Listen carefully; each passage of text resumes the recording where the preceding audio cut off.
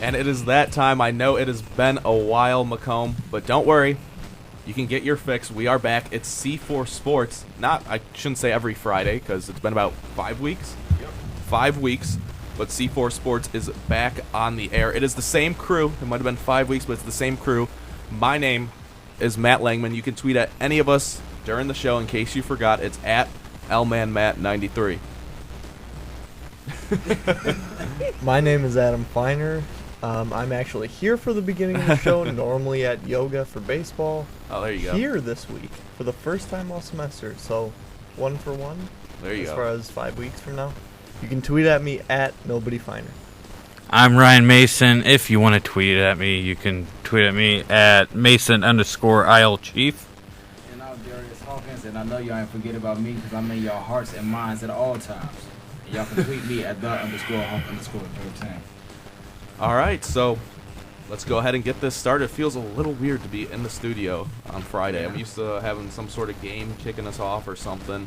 And speaking of the games that kick us off the air, the men's basketball team is kind of struggling at this point through the season. Their last game out was in Akron, Ohio. Western Illinois fell behind early in a non-conference tilt at Akron Thursday night, which was December 4th. The Fighting Leathernecks were never able to recover as the Zips ended up winning 73-49. That's a rough game for first-year head coach Billy Wright, who was able to pick up his first career win at Western Illinois not too long ago. Looking at some of the stat lines for Western, Covington had 12 points with 5 of 11 shooting. That's 45% in 27 minutes. Renly Roberts-Burnett had 10 points on 4 of 6 shooting. That's 67% in 17 minutes. Jabari Sandiford, Naperville, stand up, of course. I got to drop that one. He only had 8 points, though, in 33 minutes. And Jamie Badish, who I believe I actually have a class with in communications, he only had 4 points in 27 minutes. So not good stat lines whatsoever for Western Illinois. It's kind of been that season for them so far. Their one win coming with, I believe it was Greensboro, NAIA school, not even an NCAA opposition for Western Illinois, where they were able to pick up their first win. I still think they let somebody drop about 25 on them. I don't know how much Western basketball you guys have seen, but I know, Darius, you've seen a lot more than most of us here. We'll go ahead and start with you. What have you seen so far? Because you've actually broadcast a few of the men's games this year. Yeah, I called the preseason game they had, and then I called the first game they had, which was a loss in overtime to Pacific. Which, I mean, Western came out in the second half. They played better in that game, and then overtime they kind of got caught up. But looking at their schedule right now, like you said, they the last victory they had was versus Greenville. They actually have 2 wins. They beat Southern Louisiana by 3. But the last 2 losses they've had, they both scored 49 points, but they got blown out. Versus Akron, they let up 73, and then versus William and Mary on Thanksgiving, they let up 83 points. So, I mean, I don't know what's really going on with them right now. Of course, it's a new system with Coach Billy Wright, so that's going to take some time, as well as having a lot of new players. I believe it might be 9 or 10 new guys this year. Yeah, a lot of transfers. Yeah, so when you have that combined with a new coach and a new type of offense, a new defense, a whole system overall, of course it's going to take some time to adjust.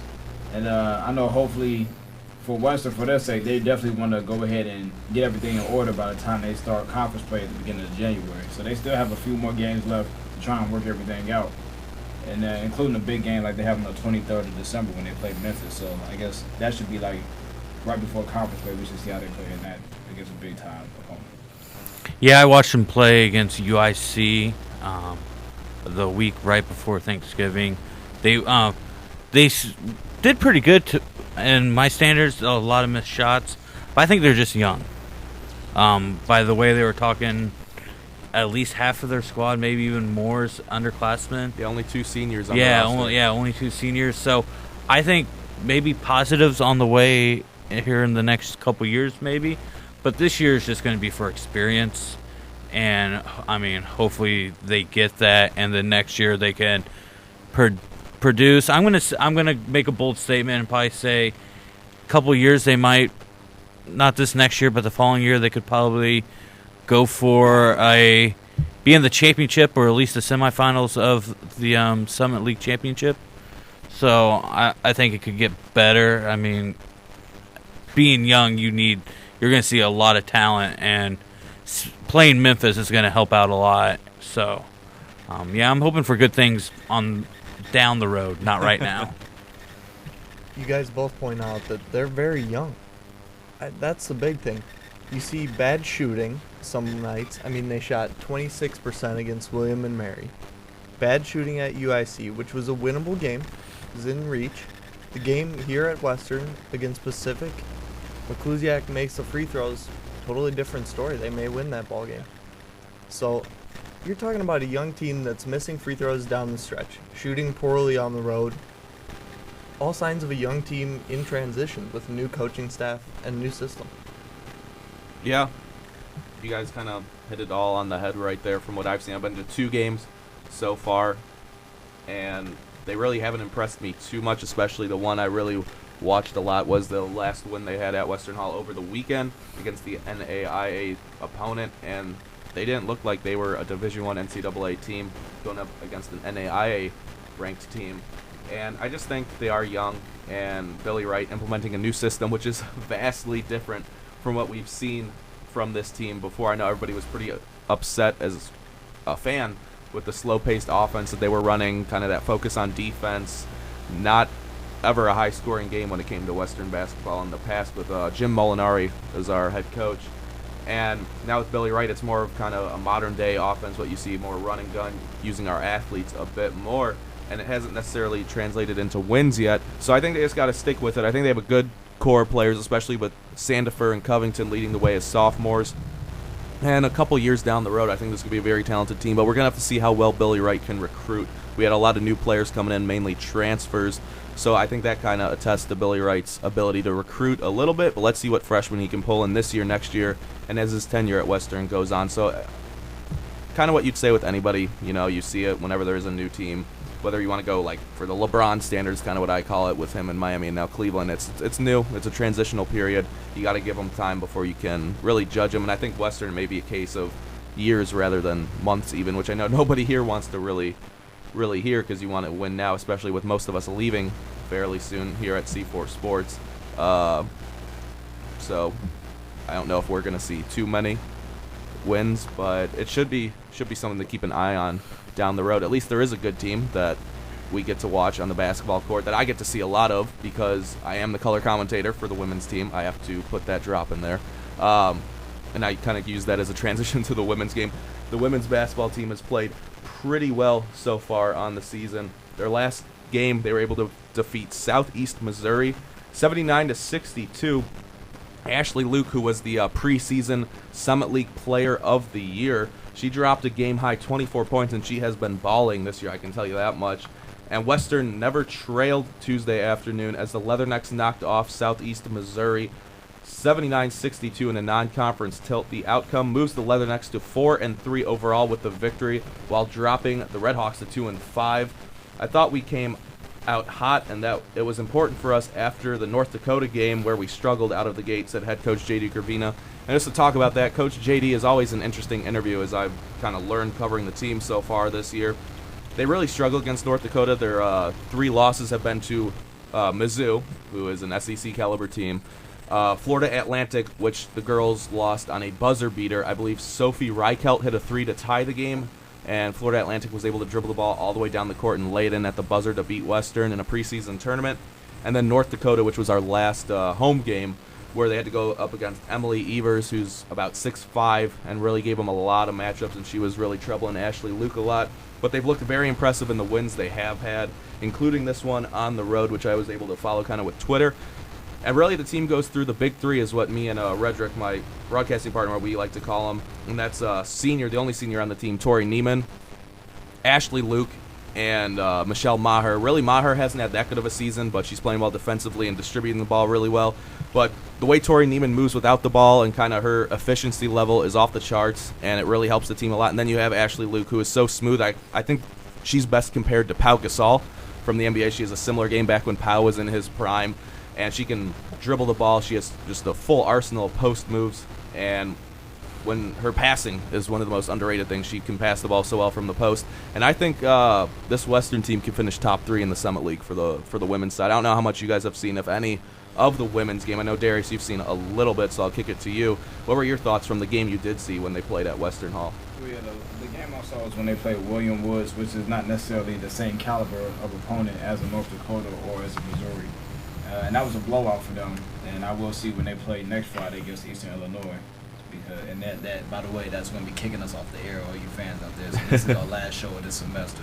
So get your tears out, towards the last 5 minutes, but we will be back next semester. But, yeah, from what I saw, at the time I saw Western play, since it was early in the season, it was kind of more like you have a few new players there, not as much as men's basketball. So coach was kind of, I guess, trying to implement them a little bit, get them used to the system. And by the time it was a blowout, you're emptying your bench out and let them get a few minutes.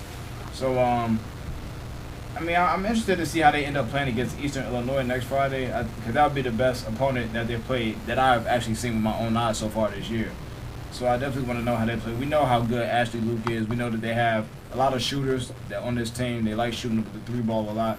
Yeah, that transition three. They're in love with the transition three. Well, one thing you always hear is you live by the three, you die by the three. So, I guess it's working for them right now, and we're just, hopefully, for the sake of this campus and for them, that it continues to work. Yeah, I'm kind of glad you brought that up, which I guess I kind of have a little bit more access to, because I interviewed JD, head coach Gravina, after their loss in North Dakota, where they took a lot of threes because of North Dakota's size. And his quote from that one, which I really took away, was he said, the three-point ball is very important to us, but we can't fall in love with it. He said, if we made a lot of threes in a row, we would go on a big hot streak, which was they gave up an 11-0 run to start the second half, and then they came back because they had three after three. I think Sophie Reichelt finished with 22, and she had a lot of threes. He said, we can't fall in love with it because when we make a lot, we play really well, but then when we keep missing them, it really affects our game both offensively and defensively. It saps the energy from us. So I think you brought up a good point, Darius, is they have to kind of limit their amount of three-point shots. They get a lot of good looks from the three-point line, but sometimes they take them a little bit early in the shot clock, and I know that's what Coach Gravino was kind of hinting at, that he would like to see the ball worked around a little bit more, and they should not, I guess, fall in love with the three-point shot as much as they have so far this season. I'm going to take your guys' word for it. I haven't seen one girls' game.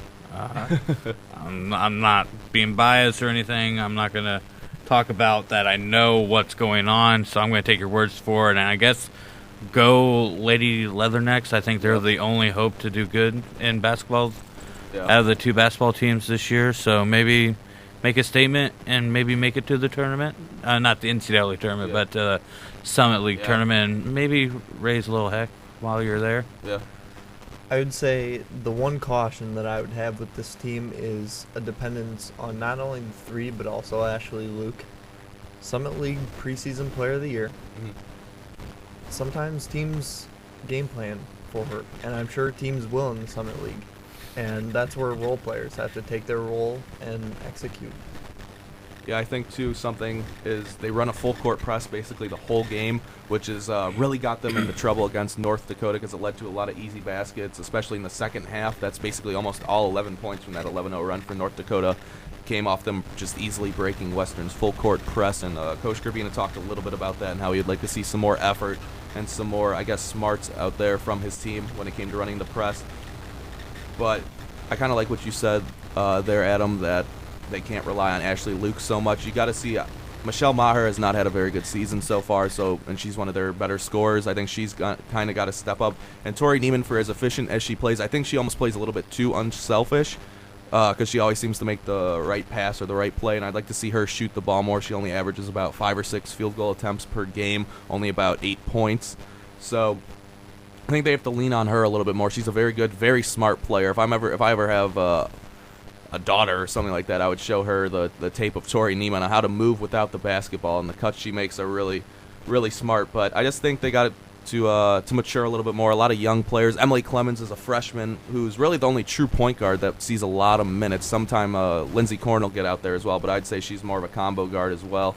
So the freshman, Emily Clemens, has played very well. She doesn't look like a freshman when she's out there running the point. She looks like a more seasoned player, but I expect a lot of good things from these girls this season. If I had to guess, I'd say a top 3 finish, whether it's 3, 2, maybe even 1, maybe, if we're getting hopeful. But there's a lot of good teams in the Summit League. Their first matchup which will come up after winter break, I believe, is with Omaha as their first Summit League matchup, and they were ranked 8th in the Summit League.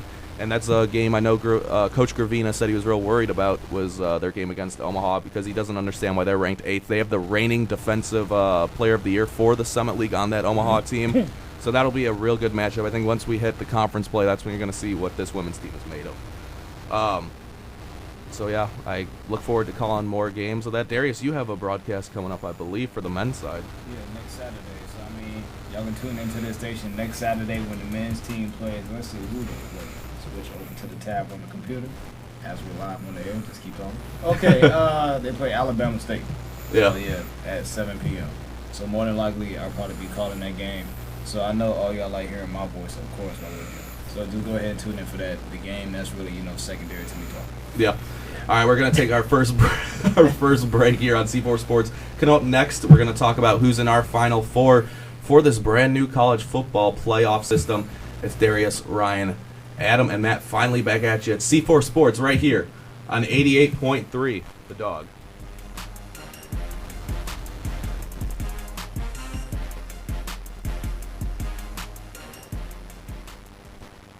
What is that? Oh, it's my time machine. Does it work? Sure, just hit this button. Whoa, dinosaurs. Cool. Or we can go here. Hey, that's Napoleon. Or we can go to the future. Wow, hey, you have this nice house. Do I have a nice house? No, you didn't save any money. Always spent it on vacations and stuff. If only there was a way I could go back in time and correct that bad habit. Yep. Okay, the time machine is not real, but the saving thing is. Get in the habit of putting some of your money in savings each week through a 401k, savings account, or financial investments. Put away a few bucks, feel like $1 million. For free ideas and easy tips on saving, go to feedthepig.org. That's feedthepig.org. What does this crazy little button do? This message brought to you by the American Institute of Certified Public Accountants and the Ad Council. Great party, huh, guys? Yeah, this is so great. much fun. I do say so myself. Hey, did you know that birthday parties actually help build confidence in kids? Yeah, I did know that. Did you know that giving kids less sugar before bedtime helps them sleep better? Right, of course. Yeah, I knew that. Did you know that strollers have the right of way on sidewalks? Oh yeah, I knew that. Yeah, that's true. Did you know that friendly kids statistically have more friends? Everyone knows that. Oh, yeah? Pretty obvious. Yeah, so yeah. obvious. Hey, guys, did you know that most people think they're using the right car seat for their kid, but they're not? I didn't know that. I think I knew that. No, we didn't. Parents who really know it all know for sure that their child is in the right car seat at the right age and size. Visit safercar.gov/the-right-seat to make sure your child is protected. Brought to you by the National Highway Traffic Safety Administration and the Ad Council.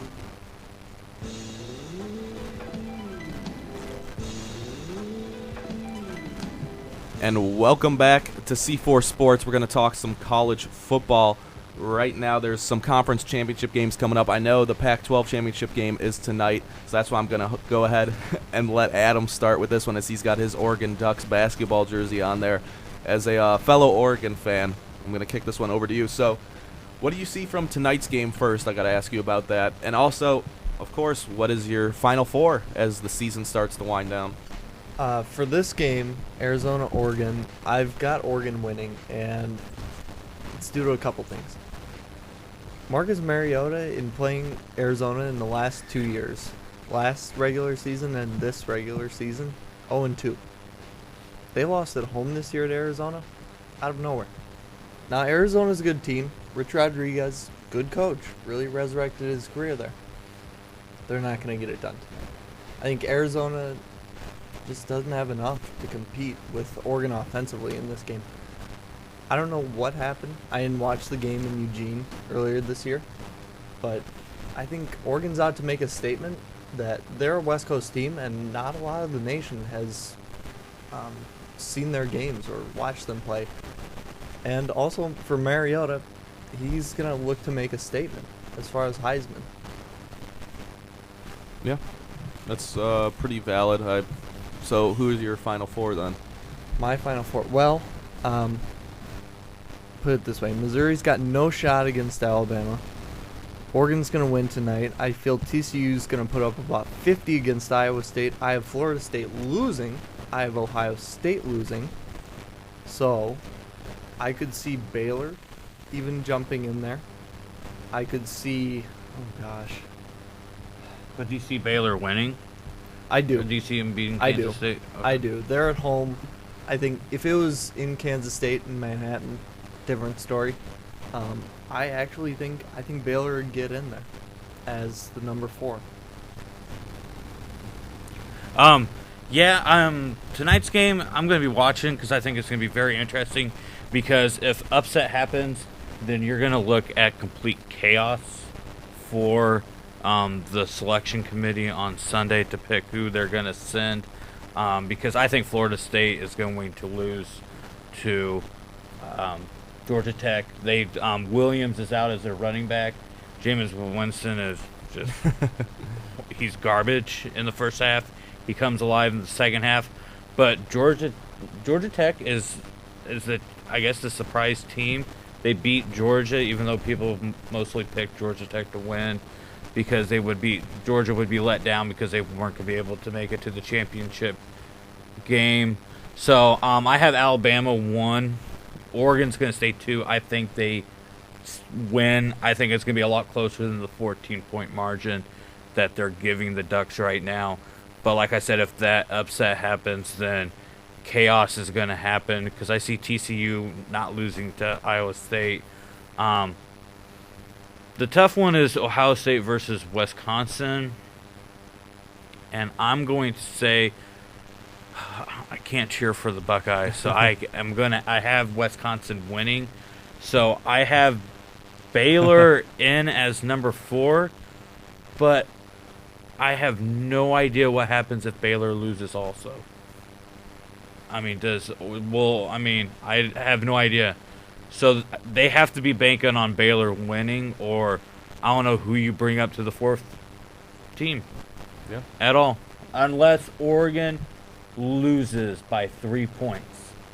And they could drop them down maybe to 4. That's the only thing I could see.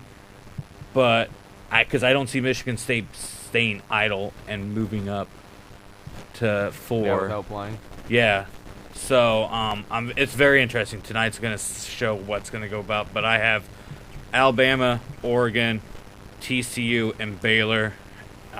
Just go at it and maybe hopefully see a TCU-Baylor rematch just so the naysayers could say Baylor should be in front of TCU because Baylor beat TCU.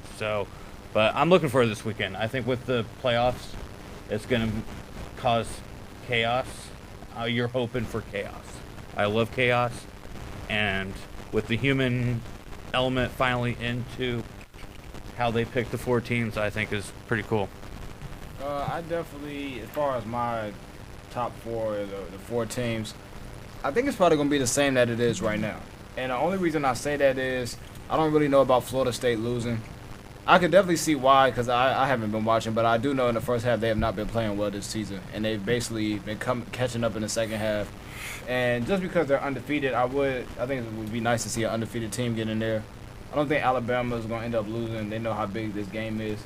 So even though I have the same 4 teams with Alabama, Florida State, Oregon, and TCU getting in, I do wish that Baylor was over TCU because Baylor did beat TCU. And I don't know how, if you have 2 teams that both have a 1-loss record and one beat the other, I don't know how you would put the losing team over the team that beat them.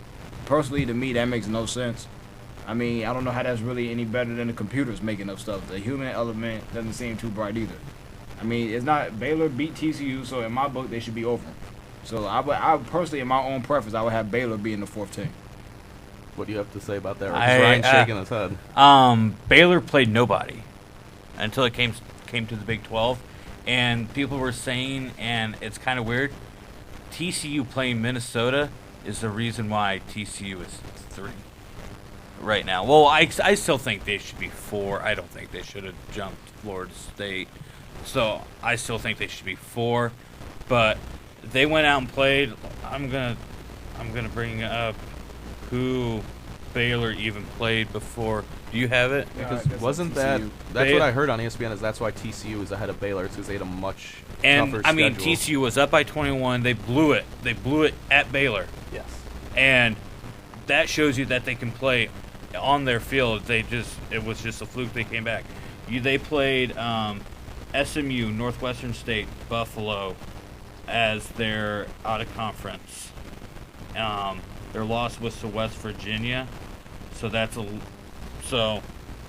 right there shows you 3. And TCU played Minnesota, and they were almost going to the Big Ten championship game if they beat Wisconsin. Yeah, that was a little surprising. So that shows you that I think this is going to force teams to go out and play at least one tough game. Yeah. And Baylor is showing for it right now. Yeah, I almost kind of agree with you. Like, Darius, understand what you're saying, and I agree. That kind of makes sense. Is common sense kind of says Baylor should be over TCU because they did beat them.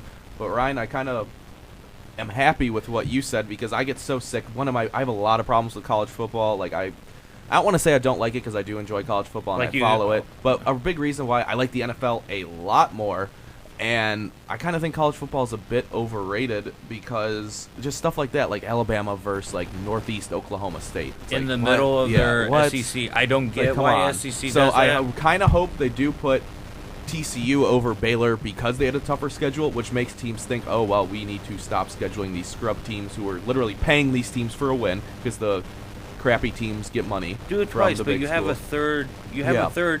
Yeah. Play on a neutral site. Yeah. Go host them. Yeah. Play, and you seeing a lot of home and aways. Yeah. They're scheduling home and Exactly. aways because they're thinking, it's like we need at least one tough competition. Just think of how much more exciting college football would be if you had matchups like, Michigan State versus Alabama, at the beginning of the season or something like that, and just games like that because they want to get their strength of schedule up and just kind of get rid of these games where you're playing these FCS schools or stuff like that. There's too much of that in college football. There's too much, I call it scheduling padding. A lot of the time, schools like Alabama and Notre Dame are very good at doing that. And I don't know, I don't want to say it ruins college football for me, but it definitely gives it a little bit of knock, I guess is the best way I could put it. And it's a big reason why I like the NFL a lot more. I feel like all the games in the NFL mean so much more than they do in college football. And they're more exciting, I guess. The matchups are generally, on the average week, a little bit better. But that's also why I'm excited for the playoff now. This is going to be fun, seeing a Final Four in college football. It's going to be. I really haven't watched too much college football, if any, but I am actually excited for this college Final Four, this football Final Four. Did you get the I brought up Yeah. TCU. They actually played SMU at the same as Baylor did. So the big difference is that Minnesota having a ranked team coming in, even though they were ranked for a little bit, is a big one. So who's your Final Four? For me, looking at it right now, I think it's going to be TCU wins, they're in, Oregon wins, they're in, Florida State squeaks by, because that's what they've been doing all season, is just squeaking by these not-so-good teams. But I do think Wisconsin beats Ohio State in the Big Ten championship game. And after that, I think probably Baylor makes it in, I think. So you have TCU and Baylor. Possibly Michigan State, maybe, but I kind of like the point you brought up, Ryan. How you can without playing, Yeah, I think that's what puts Baylor. Which, having Big 12 not having a conference championship and postponing a game and playing that final week all together shows them more off than an idle Big Ten team. So that... I think Michigan State is a better team. I saw that game they almost blew against Nebraska. I was at Michigan State for that one. I actually left before the comeback happened, and I heard it from the stadium. We just heard touchdown Nebraska, and we were like, what is going on? So that was kind of interesting. They looked really impressive until that fourth quarter. I think Michigan State actually is a better team than Baylor, but I think because Baylor's going to pick up a win and Michigan State's not going to play anybody, they did not make the Big Ten championship game, I think that puts Baylor in. So I got Alabama, Florida State, or I guess, no, that'd be 5 teams. I think Baylor just misses out then. I forgot about Alabama. I think they win over Mizzou. I forgot they were playing Mizzou. So yeah, I got Alabama, Florida State, Oregon, and TCU, and Baylor just misses out. They're on the outside looking in. They're 5.5 or 4.5 if you want to call it that. So that's kind of what I got right there is those. But TCU does have to be worried because Baylor's right on their heels, I think. So it'll be, I guess, something interesting to watch. I am excited for the Oregon game. Probably won't watch too much of it because my beloved Blackhawks are playing Montreal tonight. And that takes priority over everything in life is the Blackhawks. So during the commercials or intermission, I'll tune into the Oregon game. I got to say, go Ducks. I'll be doing that at my apartment, too, because I have a buddy staying that wants to watch the Blackhawks. I want, the Blues are off tonight because they played back-to-back. Yeah, they play at Islanders tomorrow. Ooh, that's gonna be that could be trouble. We'll talk about that when in our NHL talk. That could be trouble because the Islanders are as hot as it gets right now in the NHL. We'll use this segue to go into some pro football talk. We got the NFL. Darius, of course, we will let the resident Cowboys fan educate all the Bears fans. None of us in here are Bears fans, but I'm sure we have plenty of listeners who are Bears fans. So what do you have to say to our multiple listeners out there who are big Chicago Bears fans? Y'all suck. That's how easy that is. You had all week. You've been waiting. Well, not all week. You had a day, but still. Yeah. You've been waiting all week for the game, and now you have the big win. Actually, since the schedule came out. Yeah. But I don't know if it's because it was a Thursday night game, but it wasn't as much Bears presence on social media as I usually see. So I didn't really talk the same amount of trash, or kind of lower my spirits. Yeah. I still enjoyed the win, but I mean, on top of that, the Bears know they're not good. Jay Cutler is garbage. Mark Trestman is horrible. Yes. He has no idea what he's doing. I mean, it was Brandon Marshall got hurt. Mel Tucker is horrible, the Bears defensive coordinator. Yeah, all the coaches are Marshall's out for the rest of the year. Yeah, he hurt his ribs. And they punctured lung or something like that. Yeah, so I mean, they suck. But I mean, really, I can't really say too much on top of that either because this win doesn't really prove too much for my guys. We still got rammed by Philadelphia on Thanksgiving, 33-10. We play Philadelphia next week, which really sets the basis for if we're gonna make the playoffs or not. That'll be fun. That'll be fun. So I mean, this win doesn't really. It's more. It probably means more to me than it does to teams that actually play. Because I mean, because we're in Chicagoland area. Well, not right now, but back home we are. Yeah. Right. So just being able to finally have a win against them when they've blown my team out the last 2 years on national TV is nice. But I mean, it's time to really get down to business. All the fun is over with. These last 3 games for us are, what's really important because we have a chance to. We could get as high as, getting home field advantage in the first round if we do what we could do, and we could also be sitting outside the playoffs with a winning record. So I mean, it's really up to how we perform from this point on. Are you worried at all about the Tony Romo Dallas Cowboys curse of December at all? Well, no, I'm not necessarily worried. I just that was what I was looking for last night. I had an intramural basketball game, so I couldn't watch the game. But I'm not necessarily worried. I'm more I accept what it is. I mean, we beat the Bears, which is good. It's not even that it's December. It's that the way Philadelphia beat us on Thanksgiving. That's really my thing because they moved so quickly with that offense. It's like we weren't even prepared. And by the time the defense started slowing them down and getting field goals, the offense couldn't get a touchdown by then. So I think really I try to make an excuse for myself that we didn't have enough time to prepare for that game because we had just played Sunday.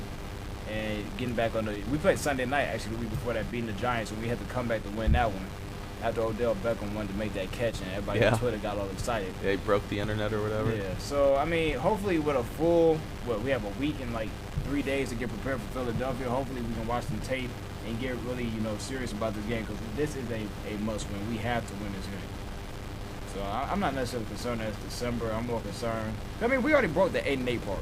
Yeah. I mean, no matter what, we're going to have a win record. That was your preseason prediction for the Cowboys, was 8-8.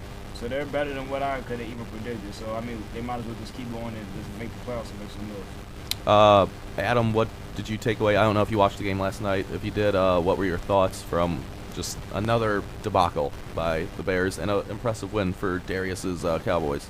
I did, and I absolutely loved the Bears debacling.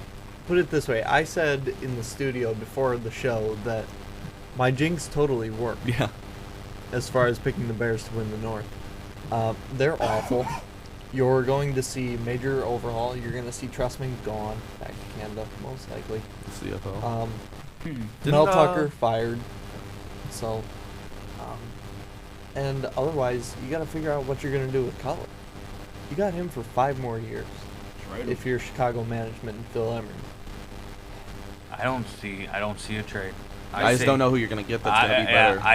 I see them drafting a quarterback early in the round, and they're going to sit him for a couple years, and they're going to do it. Aaron Rodgers. That's what I said they should have done last year before they signed Cutler to that big contract, sign him to a 1-year deal or something, a sign and trade where they were to trade him for a first-round draft pick, and they take a Teddy Bridgewater, Aaron Murray, I don't know, somebody like that, Blake Bortles, where they could have traded him to a Jacksonville or a Miami or somebody like that, and gotten a high draft pick and taken a first-round quarterback like that. That's what I thought they should have done. Instead, they signed the guy to, a 7-year contract, 6-year contract, and I mean, sorry, Bears fans.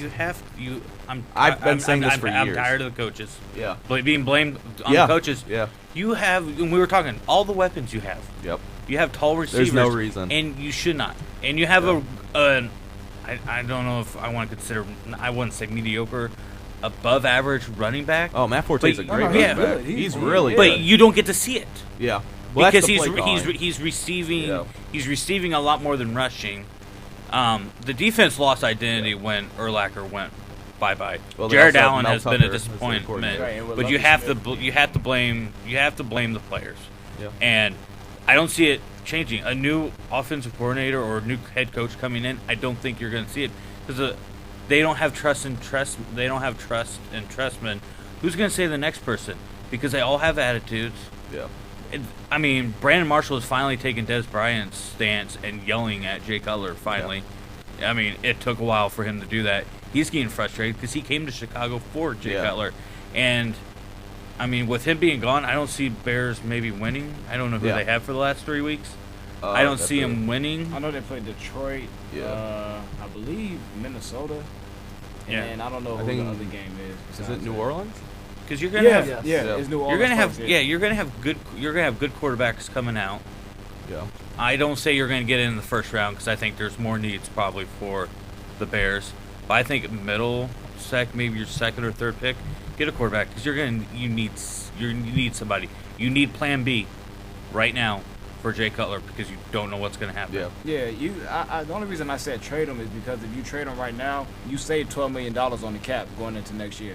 And I know there's going to be some teams out there that's interested. They're probably teams that feel like they're on that level and they need that quarterback. You know, they feel like Miami can help them. Miami, I know, doesn't have a lot of confidence in Tannehill. Yeah. But Tannehill is being effective, and I don't like that criticism that Tannehill's getting. I'm just saying, to back up your point. I agree with you on that because the Dolphins are playing they're surprising me this year. They've had some very and I'm ready for Miami to go up to New England, even though it's at New England. They'll lose that game, but if it's close within a touchdown, then Miami better start saying, okay, we like Tannehill. I'll tell you this though, if I'm the Bears, first thing I'm doing is I'm calling Dan Snyder and the Washington Redskins, and I'm saying, what is it going to take me to give me RG3? Really? Why not? Because look, you can't rebuild all the way if you're the Bears right now. And the reason you can't do that is because you have 2 good receivers, you have a good tight end, and you have a good running back. Well, their whole offense is good other than Jay Cutler's decision-making. RG3's problem is, first of all, he doesn't – the Bears don't really have an offensive line either, but he doesn't have an offensive line, and he doesn't have coaches that believe in him. And the team is basically soured on him. So RG3, regardless, he's going to have to go somewhere else. He's gone. The Skins are done with him. Jay Gruden doesn't want him anymore. The city basically is done with him. It's like it's torn 50-50. The only person that wants RG3 on the field is Dan Snyder. Exactly. And they're being buddies. Yeah. And I don't see Dan Snyder. I see Gruden going before RG3. Yeah, honestly, I do too. But I would still try and call him and make an offer and see what. I mean, just ask. I mean, it's not gonna hurt to ask. So I mean, just see. Who knows if they haven't? Color and Redskins colors. Just following in Rex Grossman's footsteps. Yeah, that would be fine. Then we can play him twice a year. Maybe he'll give us 5 picks every time we play him. So I mean, hey. I know there's still a lot of Bears fans. Of course, coming into the season, every Bears fan I knew, which is all friends and family of mine back home, is no excuses. This is the year for the Bears. This is it for Cutler. No excuses for Cutler. Yet a vast majority of them, back to the excuses. There's no blame on Jay Cutler. At least by the fans. The media has been killing Cutler back home, watching Sportsnet Central on Comcast Sportsnet Chicago. They're ripping him apart. Jim Miller went off Cap on him. and Haw. Yeah. I watched it right after Green Bay versus Bears. I was going I am watching Cap and Haw because Cap's the bald one, right? Mm-hmm. He's going to rip into it. And he had a list. Well, before their show's gone now. Before it's going to be gone in the new year. When they shut down 87-7 the game. Okay. It's gone at the new year. But, I mean, he's a huge fan, and he was the first one that... He made me upset when he goes like, Trestman has to go. I'm like, you're not saying anything about Cutler right now. It took him to item number 6, I think, for him to finally bring up players. Yeah. And I'm exactly. going, yeah, that's the typical Chicago. Yeah. It's always the coaches, never the players. I've always thought that. I'm like, I'd rather see a player. When coaches get fired because of players, I don't like it. It's easier to fire a coach than fire all your players. I understand the logistics of it, but contracts go back to performance-based. Yeah. And bam. The crazy thing about all this is you fire Lovie Smith, who, say what you want, but they were winning games when they weren't making the playoffs, so they were still underachieving a bit. And the defense was still probably going to end up struggling because, like you said, they lost Earl Lacker. Briggs is getting up there in age. Briggs is bad. Yeah, he's not even running anymore. Yeah, he's done. He's given up. It looks like my dad showed me some tape from the Packers game, and he's given up on that team. It's not 100%. Yeah, he already said. He said earlier that he said he wasn't coming back no matter what. He's basically. I think he has his weekly show on CSN Chicago, and I think last week he basically thanked the fans for his 10 years he's been there, and it's basically said his goodbyes. And he thanks the city and the fans and his former teammates, but he's done. Yeah, but the reason I brought that up is because you bring in Mark Trestman. He's supposed to be this offensive genius. It's not like we're saying the Bears' defense is horrible and the offense is playing well. The offense is not playing well. How are you an offensive genius and he's not doing the thing. This is where I was going to get to with the Bears fans, why they still make excuses for him. They're blaming the defense for Cutler's struggles and Forte's. I think they have a point. They have a slight point, whereas they're saying the defense gets us down behind. We're down so much so early that we can't get a running game going. We can't have any balance on offense. That we have to just air it out. I think that's valid for why they haven't gotten a running game, and that's why Forte's numbers are down. But still, the talent you have, I still don't think that's a valid excuse. Really, the defensive struggles don't ultimately equal offensive struggles. I think with the team you have the best receiving core in the NFL. Jay Cutler is extremely talented, and I read an article on ESPN earlier in the year talking about how Jay Cutler accepts no responsibility, how it's never his fault. You know, whether it was Lovie Smith being too defensive-minded, now Mark Trestman is not defensive-minded enough, not the right system for Cutler, doesn't have a good offensive line, doesn't have a good wide receiving core, doesn't have a good defense. It's never Jay Cutler's fault, and that's why I cannot stand the man, and he's probably my least favorite player in the NFL. And still, the media, at least in Chicago, whether the Tribune, CSN Chicago, ESPN, whoever, is ripping Cutler apart as they should. But the fans, there's still a good deal, especially my brother and my real good friend Nick Burke, who I had this argument with before the season started at NIU over Labor Day weekend, and how he was telling me, this is it for Cutler. I've defended him his whole career in Chicago. No more. He's still defending Jay Cutler. He's the one who's saying it's the defense's fault. They can't run the ball, then they have to air it out and blah, blah, blah. But still, you watch, let's go back to the Packers game. Both interceptions he threw against Green Bay, there was not a Bears receiver on the screen. He threw it straight to a defensive back, and he's done that time and time again. He's not a leader. From everything I can see, not a good teammate. Not a good teammate at all. He never gets fired up at all. I'm not saying you have to wear your emotions on your sleeve, but it's like, where's the fire from Jay? Just the typical Cutler. I have the picture on my phone. I might tweet it out after the show, just if you do follow us on Twitter, so you can see what I mean. It's just Jay Cutler the entire game is sitting on the bench with just this scowl on his face. And it's gotten so bad, my mom's rooting for the Packers, for me. She's with me on the Packers bandwagon. She's given up on the Bears, and she just wants to see the Packers do good, to send a message to the Bears to get rid of Cutler and Trestman and everybody. And my dad, going back to how bad the defense is, they are bad. There's been so many defensive breakdowns in the coverage. They cannot, what you have to do against the Bears, give them one look offensively and just switch the play around, call an audible, and they're going to blow the coverage half the time. That Packers game, both Jordy Nelson touchdowns were off blown coverages. The corner was in a cover 2, covering the flat. The safety was in a cover 1 over the top, and it let Jordy Nelson wide open. And I've just never seen so many blown coverages that the Bears have. And to quote my dad, I have a 3-year-old baby sister. Her name's, we call her Coco. And he says, he texted me after the Packers game, he's like, Coco is a better defensive coordinator than Mel Tucker is. And I thought that was pretty funny. So it's bad in Chicago. So I guess luckily I'm a Packers fan living in Chicago. Going to Monday night's game against Atlanta, very psyched. I'm in the car for about 7 hours, but that's okay if I get to go to Lambeau. What do you do, Adam, if you're running the Bears right now? Bill Emery can fire himself, right? Yeah. I'd fire myself if I'm Phil Emery. He won't do it, but major overhaul. This is enough. The excuses are enough.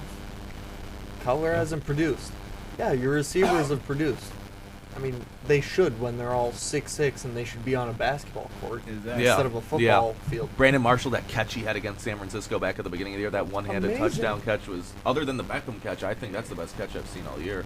It's just amazing, and the talent is great.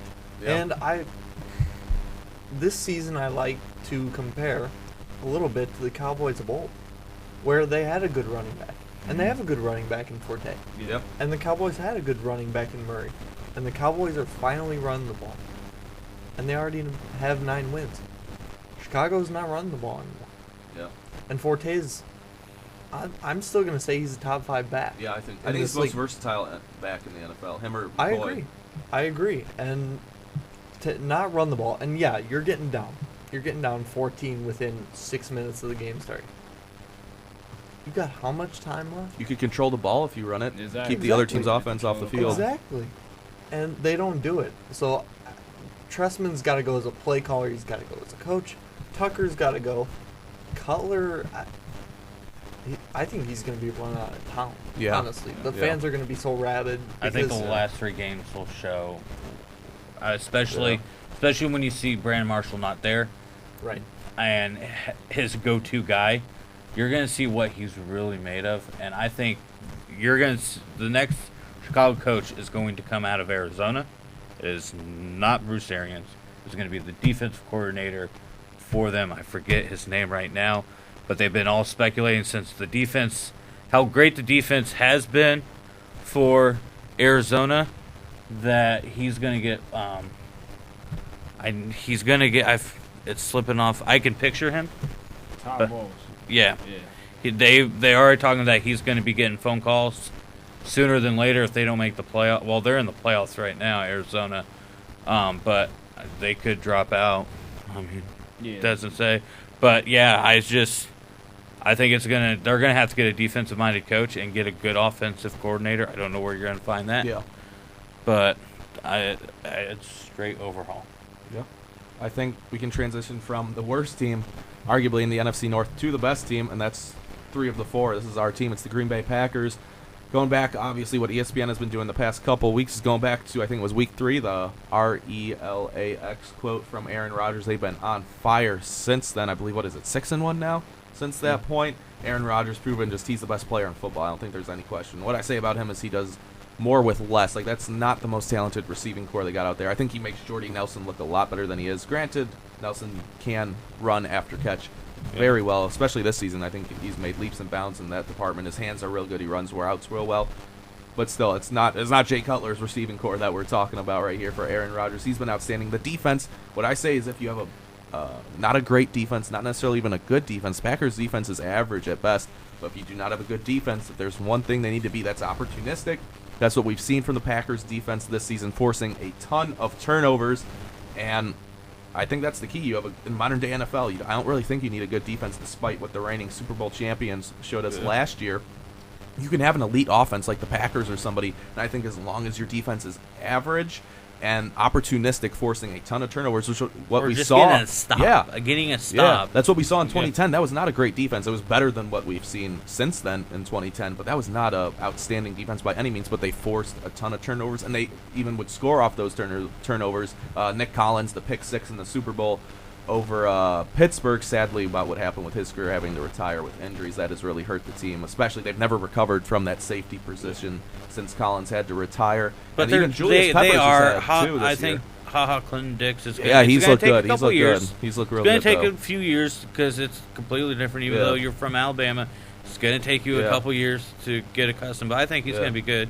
He's had a couple fumble recoveries, and I think an interception. Yeah, I've been happy. I think Peppers has 2 pick 6s on the season, and one against the Bears. I said before the season, the trades they made of him leaving Chicago, I said, this was not being biased, I know how good Jared Allen is. Jared Allen belongs on turf instead of grass, and we've been seeing that he's been sick a horrible lot this year and hurt. Still, but he was sick. I still thought Peppers was going to have better numbers than Jared Well, Allen. he's also playing more of an Hanson. outside linebacker position now in Green Bay, like what we've seen Right. from Clay Matthews, which is really, really I helped like him. seeing him go back into that linebacker. Yeah, with well, Clay they've moved Matthews. him to middle linebacker in running situations, and it has helped immensely. I think that's what kind of turned the season around for their defense was the game where they started rotating in passing situations. He'd play his natural outside linebacker position, but on running situations, they put Clay in the middle, and he's just stuffing the run. He's reading the play much better than a guy like A.J. Hawk could do. So I just kind of want to ask, starting with Ryan and Adam as our Packers fans, then we'll kick it over to Darius. What have you guys seen from this they're the hottest team in the NFL. It was them or New England, and we just beat the Patriots. So I think we're the best and hottest team in the NFL right now. That was a great game against New England. I was looking forward to the game that night, too, Denver versus Kansas City, but I was just so bored with it because the game was good. I think NFL wants to see that game again, maybe in the first Sunday of February. I don't know if that's going to happen a lot. That's a long time from now. Long from now, but the NFL is just chomping at the bit to have that. Well, ESPN especially billing it up as a Super Bowl preview. Yeah. I've liked the offense. I'm really loving him hitting Corliss, and Adams. Finally getting other receivers besides Jordy Nelson and Cobb. I knew to be successful they had to go besides those two, and to actually have a tight end getting some catches and some great catches has been helpful. Defense is doing very well, a lot better than I thought, especially since last year. So, and we were all questioning it at the beginning. I'm like, what's their record going to be like at the end? And then they just exploded. Yeah. So, I'm not going to say Super Bowl or bust, but I'm saying in NFC Championship game, I'm going to make the statement that they're going to be number one seed. Yeah. I don't see another team unless maybe Philadelphia could compete with the first seed. I see Arizona falling off, and we'll talk about that here in a little bit. But I see them being number one, and them being in Lambeau is going to be nice, even though it hasn't helped in the playoffs when they face over the past Eli 10 Manning. years. But I don't see Eli's not going to even be in the playoffs, so that's going to help Packers out. So or San Francisco. I've liked both ways. I've liked both the offense and defense. It's been good to see. So enjoy the ride. Yeah. Enjoy the ride. I talked to my dad recently. Big Packers fan. Bennett, Packers fan all his life. He thinks they're peaking too early. Yeah. Now, you can actually make that argument that they're the hottest team right now, and eventually they gotta come down to earth. Well, they're 6-0 at home, and I think they get the 1 seed as well. And I think it is Super Bowl or bust if they do get the 1 seed, because I don't think anybody should come in there and win in Lambeau with Rodgers, Nelson, Lacey, and Lacey's had kind of a lackluster year, kind of a sophomore slump a little bit. But he's had some concussion problems this year. Right, and they'll have to watch that. Yeah. I mean, you could also see them moving James Starks and also drafting a running back. Say, gosh, well, Melvin Gordon won't drop to the second round now, but get a T.J. Yeldon out of Alabama. I mean, can't hurt. Guys from two Alabama guys back there. Why not? But I like the point you brought up, Ryan, in Devontae Adams. What the Bears lack, and what they thought Santonio Holmes was going to do, or the kid out of Washington State, Wilson, was going to do, is be that 3. And then you'd have 4. Well, the Packers kind of had 2 coming into the season. We knew about Cobb. We knew about Nelson. Adams has been great. Corliss has been great as a tight end, filling in for Jermichael Finley. I think it's Super Bowl or bust, honestly, for this team. Adams did drop that touchdown, though. That probably would have put the game oh my away God, on the he goal was line. That was a he touchdown. that will not he will not let that happen again. He made some nice catches, though. They looked easy when you're watching the game. They looked like easy catches, but I did play wide receiver my whole life, like up through high school, and they were tough catches going over your head like that. A couple of them are getting hit right in the numbers. They're not as easy as they look, so I was really impressed with Adams that last game. If Aaron Rodgers isn't the player of the game, I think it is Adams, because he had some nice catches. I don't remember exactly who we had for who all of us in here had for MVP when the season started, like during the preview. But I believe I did pick Aaron Rodgers. I do believe that that's what I did. So I am happy about that because y'all were off to a rocky start, and then ESPN was all over y'all. Yeah. But you know, y'all ESPN gets on anybody after that's their true. minutes. One loss, and ESPN is on something. I should know, being a Cowboys fan. The whole world ended last. Well, you guys week. were the best team in the world one week, then literally the next week you were done. It was over. Cowboys After were done. prime time, Colt McCoy got old. Yeah. I'm sorry. Yeah, but I am, because I like Aaron Rodgers. To me, I've been saying for years, best quarterback in the league. Y'all see on Twitter, I know some of y'all see it. I tweet that every time y'all play every week. Just a simple reminder. So I'm 98% happy about what y'all doing. There's a reason that I'm 2% a little sad, because I feel like if my team makes the playoffs and somehow it's set up, we're gonna end up playing y'all, and that's not a game I want to experience. And of course, it doesn't even matter if we play. We would have a better chance actually in Lambeau because we can't win in our own stadium. But still, I don't want to play. Cold weather might favor the Cowboys a little bit with DeMarco Murray. I don't want to play Aaron Rodgers. I really don't. I don't, and that's the thing. I don't think anybody wants to play him. Yeah. That's why it should be Super Bowl or bust. Nobody. I mean, y'all played New England. The only team really that y'all lost to that you could say is in the competition is Seattle. And that was week one. So I mean, that's like a whole. They're two very different teams. Yeah. Green Bay's gone up. Seattle's gone to way down. And Seattle's actually starting to climb up a little bit. Valid. But that might actually be the NFC Championship game because Seattle, they're starting to get back in a rhythm, especially on the defensive side of the ball. They need home field advantage, though. They need to try and get. Well, maybe not overall home field, but they need at least. At least one or two. Absolutely. They need to. Yeah, so I mean, but just from a fan standpoint, I'm watching what Aaron Rodgers is doing. I'm definitely, sitting back and appreciating what he's doing because he's playing great football, and that's, it's good to see. So I really don't have too much to say besides that. I think before we finish our NFL talk and go to our second break of the show, I want to real quick get your guys' thoughts on the Seattle Seahawks. That worked out perfectly, Darius. We didn't even have that planned. Adam, I'll start with you. What have you seen from Seattle, who started out so great, didn't miss a step from last year, then they started to play very poorly, at least for what we've seen from them, and now they're starting to get healthy, especially defensively. The Legion of Boom, they say it's back, but what do you see from the rest of the season from our reigning Super Bowl champions? Well, you're right. Walter Thurman's back in the secondary. Cam Chancellor's back. You got all four of them back now with Earl Thomas and Richard Sherman as well there.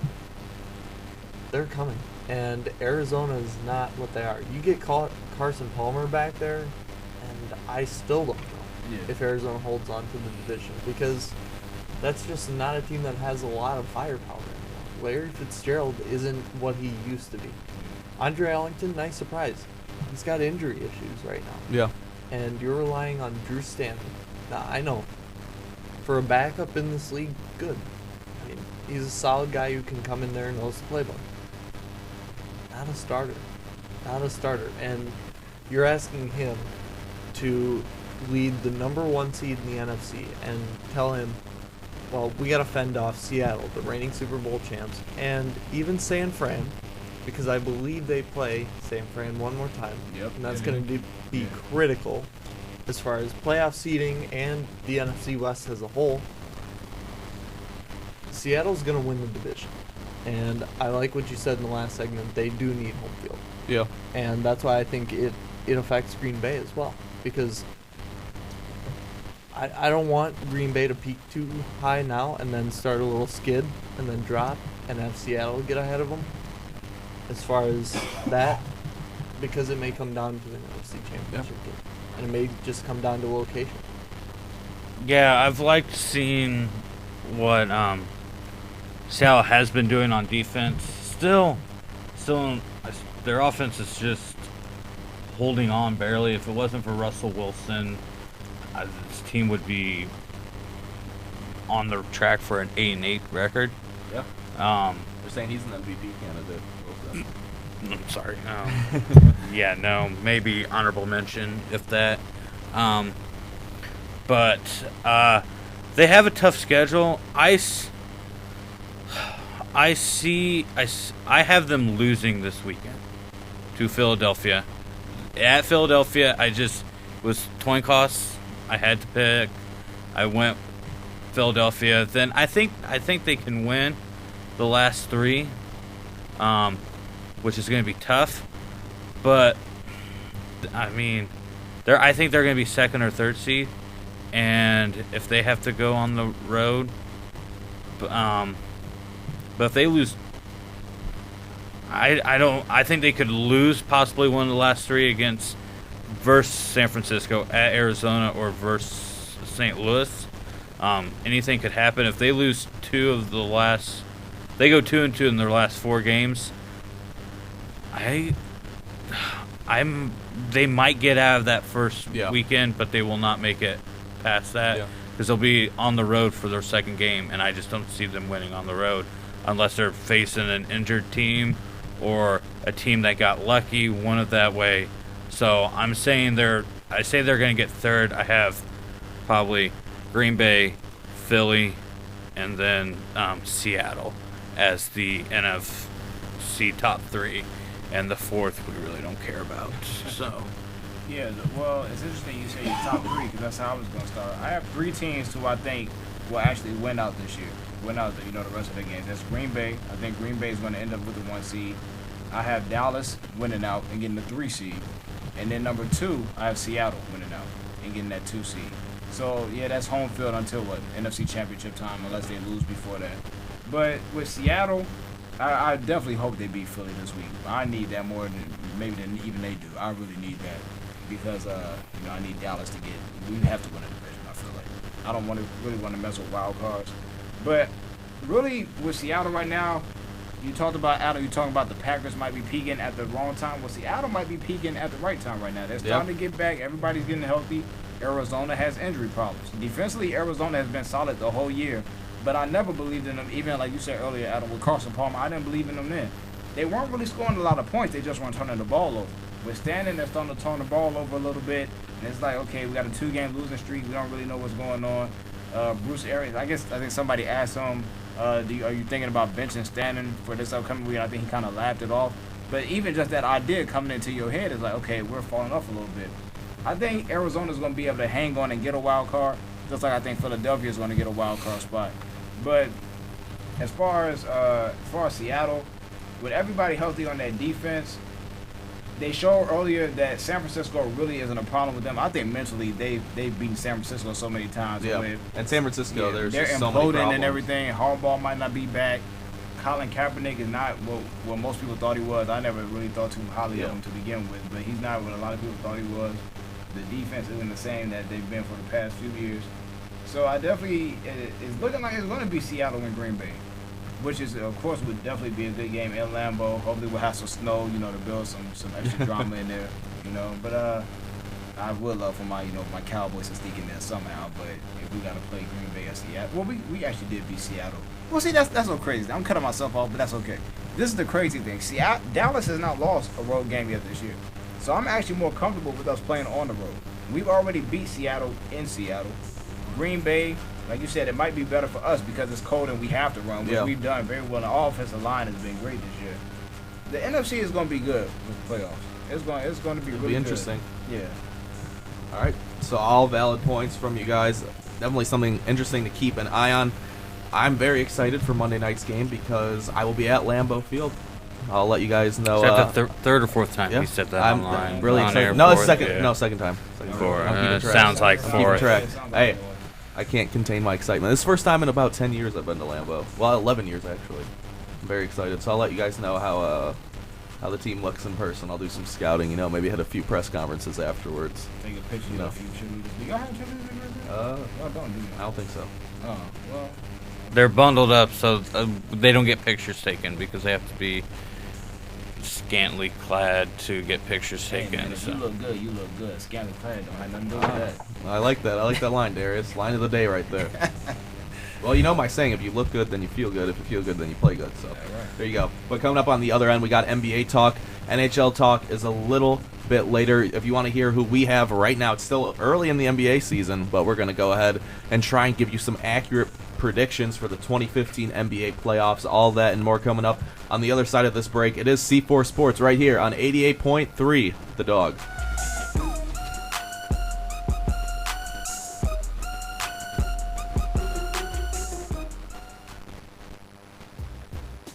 This is WIUS 88.3 FM, The Dog. Hey, is that a faucet running? Nope, that's not a faucet. That's a river rushing through the forest. It is? Yeah, forest rivers provide over 100 million people with clean water to drink. The water comes straight from the forest to us. In fact... What? I can't hear you because of the vacuum. That's not a vacuum. That's the trees in the forest cleaning up the air we breathe. How do trees clean the air? They soak up the dirty air on their leaves, branches, and trunks, which means clean air for us. Cool. I didn't know that. Yep, but the forest does more than give us clean air and water. It gives us shade for hot days, birds to listen to, and trees to climb. Wow, that's awesome. I didn't know how cool the forest could be. Hey, let's go explore some more. Visit the forest today and enjoy all it does, just for you. To learn more about the forest and find one near you, go to discovertheforest.org. Brought to you by the U.S. Forest Service and the Ad Council. Hey, what's up? Thinking about you.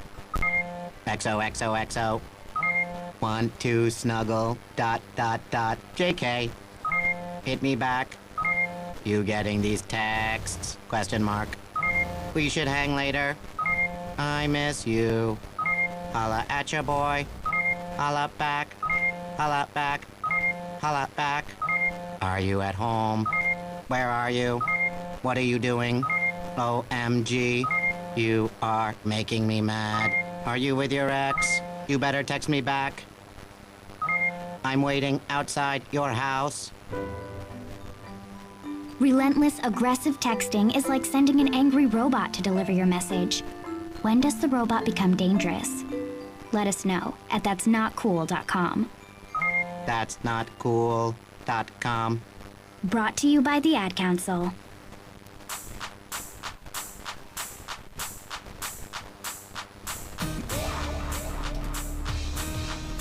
All right, we're back on C4 Sports. Not quite sure what that last commercial was, so it said angry robot.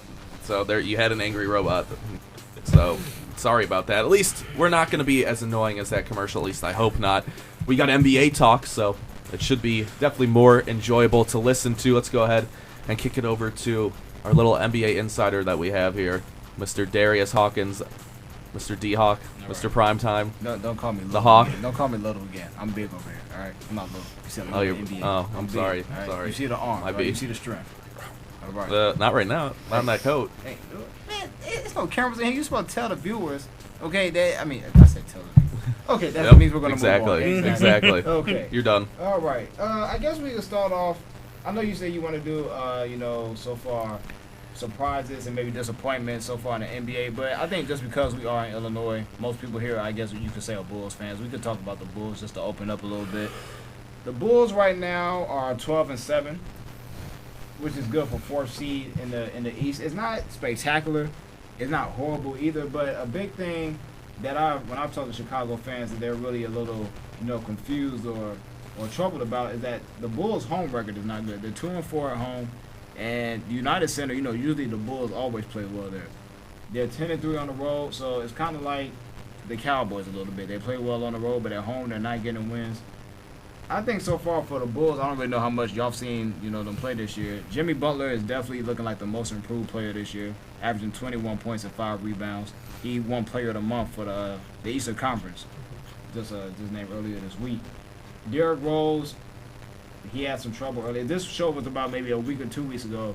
I tell you how frustrated I am with him, and I'm really tired of him just overall. Yeah. Seems like every game he's out there, he tweaks something. He's limping at one point during each and every game. Exactly. But I believe at this point he started 4 straight games, so he's actually getting back on the floor in a consistent manner. So, in due time, he'll probably, get in a better rhythm. Pau Gasol is also playing well, averaging 19 points and 11 rebounds. So before we get into, necessarily disappointments or surprises. What do y'all feel about how the Bulls have played so far? Kind of a little mediocre. It's not really something to be all excited about, but they're not bad either. So how do y'all feel about the Bulls? I've watched a few Bulls games. I've watched the last couple of them. I started out not watching too many, but the last 4 or 5 games I have seen. Maybe not the whole game, but I've seen a good majority of the game. Pau Gasol's up and down all season. He has really, really good games, and then he looks a little shaky out there. Like he played pretty well against Dallas, I believe. Then his game against Charlotte was just kind of kind of average. He's kind of been a rock down there in the post. They like his post scoring, which is something we haven't gotten from Joakim Noah because he's not really a talented offensive player. He puts up decent numbers, but Pau is just so much more naturally gifted on the offensive end of things. Injuries still, obviously, being the curse of Chicago, I guess if you want to say that. Really hitting the Bulls hard. I know Noah was hurt early. Jimmy Butler was hurt early. Butler's played great. He's probably been the team's best player, I'd say, this season. It's been Jimmy Butler. Derrick Rose, he just shows spurts, but I just don't ever really see him being the player he once was, that MVP caliber player. He just can't seem to stay healthy, and I think he still has confidence issues, which is understandable when you're hurt as much as he has. And I don't know, just his attitude I don't think is necessarily the best. He's a great player. He seems like a good guy. He's just, I think when it comes to especially PR stuff, he's not very smart. Like some of the stuff he said, no point in saying that. Like when it came out, when he said, I'm thinking about, my future down the road, my children's graduation, my 2-year-old son's graduation. Why say that? No, don't need to say that. Then nobody even asked him about it the day later after all the backlash that came out, and he just said unprompted, I don't care what the fans or anybody else thinks. Don't say that. Don't say that, Derek. Don't say it. Or his brother a few years ago tweeting about how bad the Bulls organization is towards Derrick Rose. Don't say that. It's just he has too many of those issues, and it's kind of turning me a little sour to Derrick Rose, as I'm also kind of with you, Darius. It's like enough is enough with his injuries. I almost feel he's the Grant Hill of our generation. It might be a little bit too early to call that right now, but that's what it's looking like, where he's just a great player, his whole career maligned by injuries. But he's played well, about as well as I expected he would. I didn't have the highest of hopes like a lot of other Bulls fans who all thought he was going to be our saving grace. I've said many times, Bulls fans might be the most, arguably, the most passionate in the NBA. Not necessarily the smartest. They tend to think with their hearts a lot more than their heads, especially about things when it comes to hating on LeBron or their love for Derrick Rose. They let their heart speak before their head does, and they've been disappointed with his play so far, all my friends and family. But it's been what I expect. I think he's given them kind of what they needed, and as the season goes on, hopefully he can stay healthy and his minutes go up. So I'm a little disappointed. I thought the record would be slightly better, especially that game against Dallas. It's kind of summed up their season a little bit. Just no need to lose that game. Kirk Heinrich, what are you doing following Monte Ellis? And they don't play good defense in the overtime period. Combine that with just kind of a nice shot by Monte Ellis, that deep three that ended up winning the game for Dallas right there. It's just, I don't know. They've gotten lucky a few times. They probably should have lost to Charlotte, but like we were just talking about, Charlotte is just, that situation is bad down there. Michael Jordan, greatest player of all time, terrible front office manager. But we'll get to that in just a second. So I think the Bulls have gotten, they're lucky right now that they're in the Eastern Conference with the way they've been playing. Darius, I heard you say this in class actually the other day. If Jimmy Butler is the Bulls' best player, which he has been, the Bulls aren't going anywhere in the playoffs, if that's the case. So still a lot of time. It's just turned December on the calendar, but I expected a little bit more from the Bulls at this point. Just a little. So I'm just slightly disappointed. Slightly. A little disappointed as well. I mean, everybody thought, the return 2.0 for Rose. Well, yeah. And this is such a disservice to arguably the greatest athlete of our kind of generation. Rose, a little bit like Bo Jackson. If you don't remember, Bo Jackson, great player, on pace to do great things. Has a hip injury, was never the same. Yeah. That's the road Derrick Rose is going toward. And again, I apologize personally to Bo Jackson for even comparing him in the same breath to Derrick Rose, because Bo Jackson has probably 5 times as much talent as Derrick Rose. As far as the rest of the team, where's the defense? Yeah. I mean, you get Pau Gasol, who's naturally gifted offensively. Jimmy Butler, emerging. Always been a good defender. Focus more on scoring this year. Joakim, still playing D, but Rose can't guard the elite point guards. His body can't take it. He's trying to do too much offensively already. Yeah, Monte Ellis, even that Dallas game, Monte Ellis ate him up, especially late in the game. Right, and you're not seeing a Bulls team that's playing defense under Coach Tom Thibodeau. And it's weird to see, because that's what has kept them in it without Rose on the floor. Now that Rose is back, they're giving up a lot more points. Yeah. I'm not saying that Rose alone is the problem. I just think, you got a lot of newer pieces. You got Rose back in the lineup. Pau coming in now. They've got to adapt. And I know it's early, but you got to get going because the teams in front of you, I mean, I can see Atlanta moving down, but Cleveland's coming. Miami's going to move up a little bit. Washington's not going anywhere. Yeah. So, and Toronto's going to be there too. Well, do you think losing Luol Deng has really hurt their defense because they haven't really seemed to replace his presence, at least defensively? No, I think Jimmy basically has replaced that because they basically play the same position if you think about it. He's a bit smaller though. Luol was a little Jimmy's- bit more versatile, especially with a guy. Just for example, a guy like a LeBron James, who Jimmy Butler doesn't match up well with him because LeBron would just take him down low, whereas he wasn't as effective doing that if Deng was on him. Just kind of guys, Carmelo Anthony, kind of. I'm not trying to say these elite type guys, but just that kind of body type, you know. But Jimmy, for the most part, besides like guys like LeBron, he guards 1, 2s, and 3s. So I don't really think that's it. I think, as Adam said, you know, with Jimmy having to pick up a bigger offensive production, even though he's still playing great defense, yeah, you got to expect that some of his defense is going to come down, and he's playing over 40 minutes a night. Yeah. So I mean, he's basically carrying the team. Gasol has never necessarily been a great defender. I've been looking at Joakim Noah. I know he's a little banged up right now, so he's not really at the same caliber he was. He's been the past few years, so maybe he needs to get a little healthier. And then, like you said, once again, Adam, Rose has never been a good defender to begin with. Yep. So I think it's just more of a when you score more, because the Bulls have for years, since they got Tibbs being their coach, you know we're going to be good defensively, but they've always struggled scoring.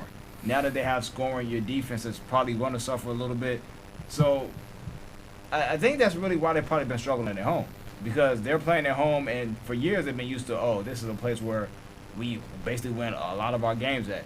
And now they know that they can score, so they don't bring that effort defensively. And defensively, no matter what, if that effort is there, that's always going to show up. Offensively, you might come out and struggle some nights, no matter what you do. But if you play defensively, you're always going to be in the game for the most part. So I think they really got to focus and lock down back on that defense and stop focusing on offense so much. I've only seen highlights. Next question. All right, I guess that's valid.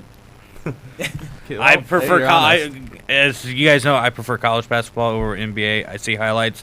I have opinions on major stories. What I see going on. I can't tell you. I see that I get the text. I don't get the text. I get the update for the Bulls score, and that's about it. I got you. All right, so I guess that's kind of our consensus is don't expect too much from Derrick Rose, and they have to, I guess, solidify the back end. Got to get their defense together there in Chicago. Do you think they make any moves at some point this season before the trade deadline? Because some people in the Chicago media have been talking about that. I don't think that would be smart for them to do. I think that they have the deepest team in the league, and I think that they have all the players needed. And that's probably part of the reason why Rose's numbers are not the same, because he doesn't have to score like that.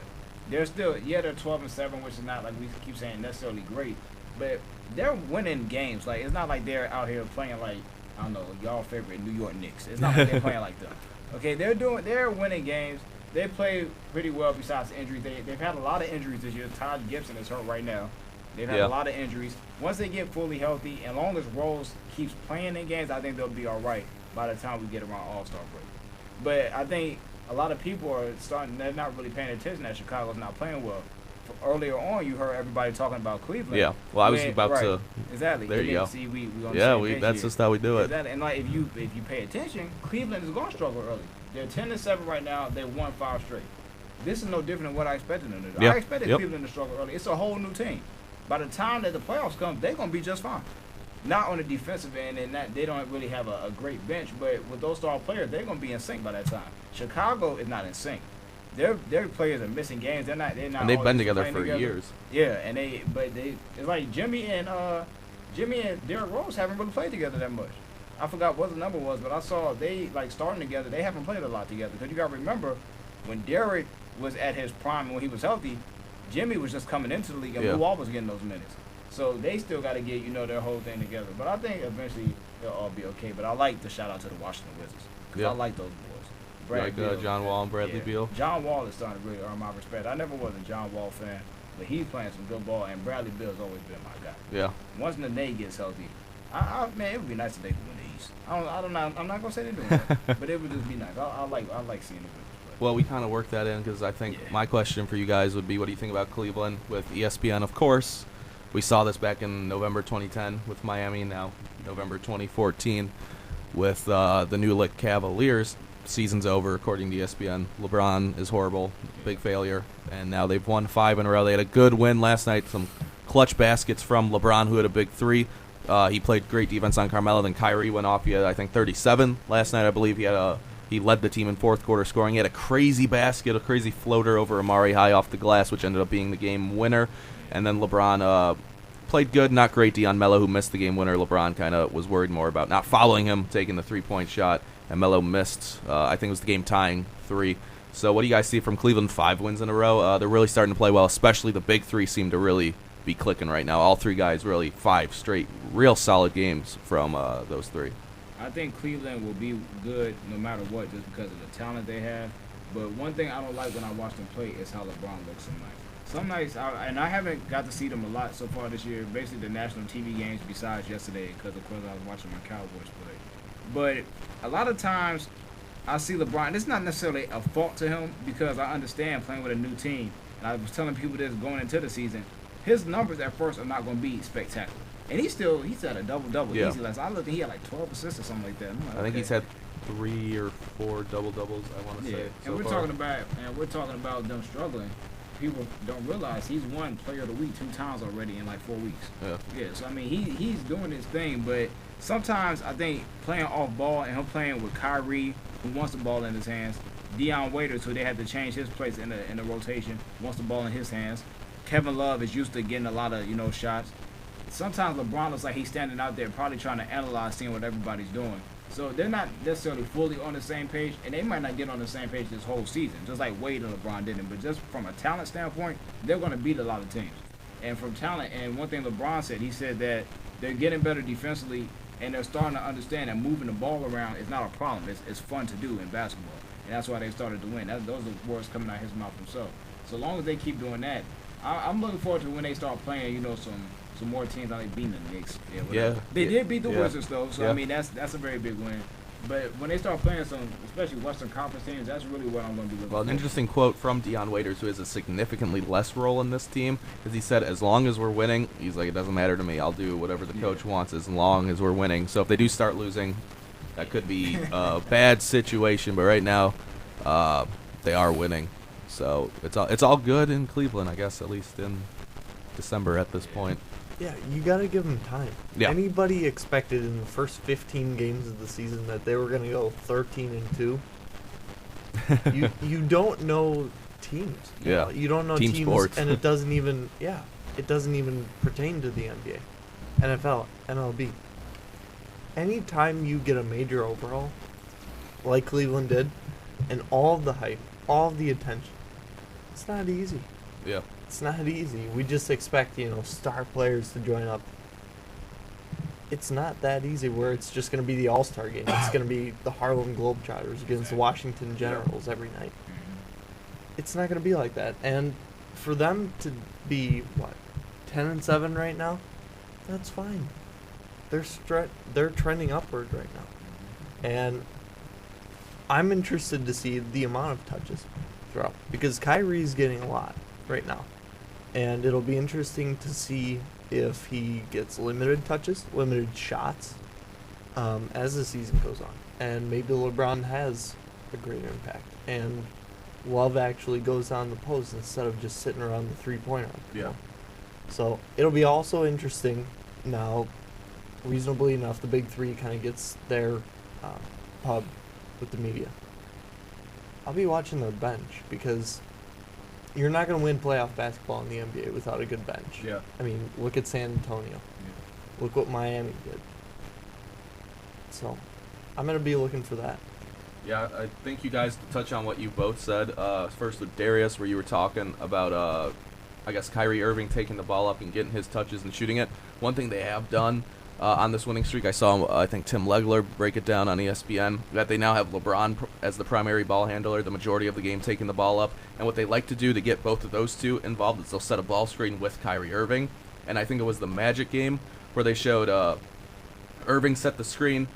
They, no communication by the Magic defensively, kind of left an open lane for LeBron. He drove, big dunk at the basket. They do the same exact play the next time down. They double team LeBron, who's like, oh, wait, we can't leave LeBron James to just slash right down our throat. He kicks it out to Kyrie Irving, who has I think he was open for three, so the guy tried to run him off the 3-point line, kicked it over to Mike Miller, open three, buckets, and then the next play they run it again the third time. This time LeBron's able to get into the paint, and he draws over the help side defender, lob to Tristan Thompson, dunk. So that's what they've been doing a lot this year, and it's been very effective. LeBron taking the ball up, and either Kevin Love or Kyrie Irving setting screens for LeBron. Then you have the best decision maker in the NBA facilitating the ball to those guys. And to kind of go off what you said, Adam, is in terms of bench play, it is kind of a problem right now. Is even if they do, I think they can win the East as it stands right now. I think Washington and maybe Toronto will give them a lot of problems, and maybe Chicago. If the Bulls start to really, I guess, to use your word, Adam, trend upwards towards the end of the season, they could give them problems. But I think when you have LeBron James, who people are still kind of giving me a hard time about it. I don't know why. Now apparently Kevin Durant is better than LeBron, even though he won the NBA. Apparently, that's watching ESPN this week. Apparently Kevin Durant is now the best player in the NBA. There's all these guys who are apparently now better than LeBron James. So still, in my book at least, I am biased. I'm biased. This is my boy. LeBron's my idol. But still in my book, LeBron James is the best player in the NBA. So he's going to win you enough. He's done it in the past. I think he's still capable of doing it. He's 30 years old. He's not over the hill by any book. I think with LeBron, and then you had Kyrie and Kevin Love, young guys, great scorers. With the talent they have, and if they are starting to play better defense, I think they can win the East. But will they beat San Antonio, who I just don't see anybody beating San Antonio in the NBA. Western Conference, winner of the East. Nobody beating them in a 7-game playoff series. Nobody, with how deep they are. And apparently Kawhi Leonard's not being selfish enough. So I heard that quote from Pop earlier in the week. I think they can win the East. Honestly, it is early. It's only December. I said don't even judge the Cavaliers until we flip the script and it becomes 2015. Don't judge them until it becomes the new year. Then you can begin to judge them. But I kind of got a feeling it is going to be Cleveland coming out of the East, just because it is still LeBron's in the middle of his prime. I think they kind of get it figured out, kind of similar to what we saw from the Heat in 2011, but they get probably swept by San Antonio in the finals. So that's kind of what I got. It's still early, still plenty of basketball to play. The Cavs are only 12-7, so barely any games have been played. But I don't know. It's just even now, even at this point in the season, I've watched some games. Spurs are I think they're too good. Even with Golden State and Memphis all ahead of them. Just looking at the standings now, even Portland, Houston, and Dallas all ahead of them. It's still early, and of course, we all know what the Spurs like to do. They'll just coast through the regular season and make the playoffs. But I do like what I've seen from Cleveland. I like what I've seen from LeBron. He's surprisingly quietly, an MVP candidate early in the season. Like Darius said, 2 of the 4 Player of the Weeks. So it's always fun to keep your eye on LeBron in Cleveland. So I guess, Ryan, anything? I don't know how much you've seen of the Cavaliers. I haven't seen much. I watch Sports Center. I'm just so tired of, I'm gonna leave it to the best analysis of how ESPN works is to go to YouTube and find Tosh.0 making fun of ESPN for doing his web redemption. Yeah. He kind of makes fun, and looking at it, he is being hilarious, but he is being true. Yeah. Making fun of being all with LeBron and SEC. He uses other words I can't say online, but go there, look at it. It's hilarious because Tosh is kind of correct. I'm tired of them each night saying he's horrible, he's better. I don't care. It's playoffs are almost as long as the dang regular season. Yeah. So to me, it doesn't matter. The only thing I can say right now is that I'm sorry for Toronto for putting them down as an 8th seed. And like I said, that in the West, 2 through 7, and I'm going to say 1 through 7 right now, could change in the last 2 weeks of the season. I mean, any of those teams could be 1 through 7, I could see. So it's going to change. So, I mean, that's all I can say about NBA right now. Well, Ryan already doing our segue into our final kind of NBA segment is what do you guys see from the entire NBA right now? Looking at the standings, who do you see making it in? I think my big question is touch the league as a whole, but do you think Oklahoma City can make it into the Western Conference playoffs with Durant and Westbrook now finally healthy? I think Oklahoma City can definitely still make it. Right now, they're 5.5 games out of the final spot behind Phoenix. Yeah, 5-13. Yeah. But I think, definitely we saw Westbrook when he came back against New York last week. It was like he never missed a step. He had 32 points, like 8 rebounds, 7 assists, something like that in 28 minutes. So he'll be fine. Durant, he still had 20-something in his first game, but it's going to take them a little while for him to get fully healthy. They'll be fine. The biggest things though that I'm seeing so far this year, first of all, Charlotte Hornets are totally disappointing me. You talked about MJ earlier, Matt. I'm not even gonna put this one on him because it was a smart move in my eyes bringing in Lance Stevens. Yeah. They are just playing. Lance, first of all, is playing like garbage.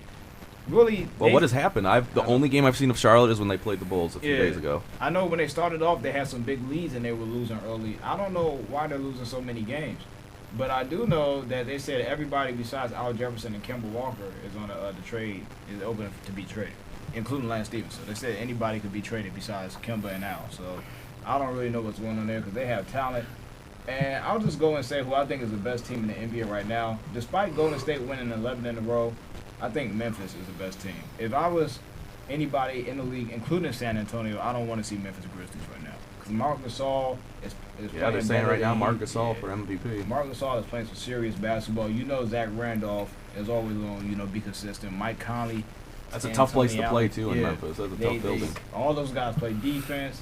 They play tough. They play at their own pace. Right now, they're looking better to me than anybody. Yeah, they're 8-0 at home right now. I don't know. Memphis is definitely... it's kind of like what they would have been last year. I remember we talked about this earlier if Gasol didn't get hurt. They was on pace to have a good record. So they're definitely showing out right now. What do you got, Adam, looking at the league as a whole? I hate to bring this up, but New York's awful. New York's really bad. I don't get it.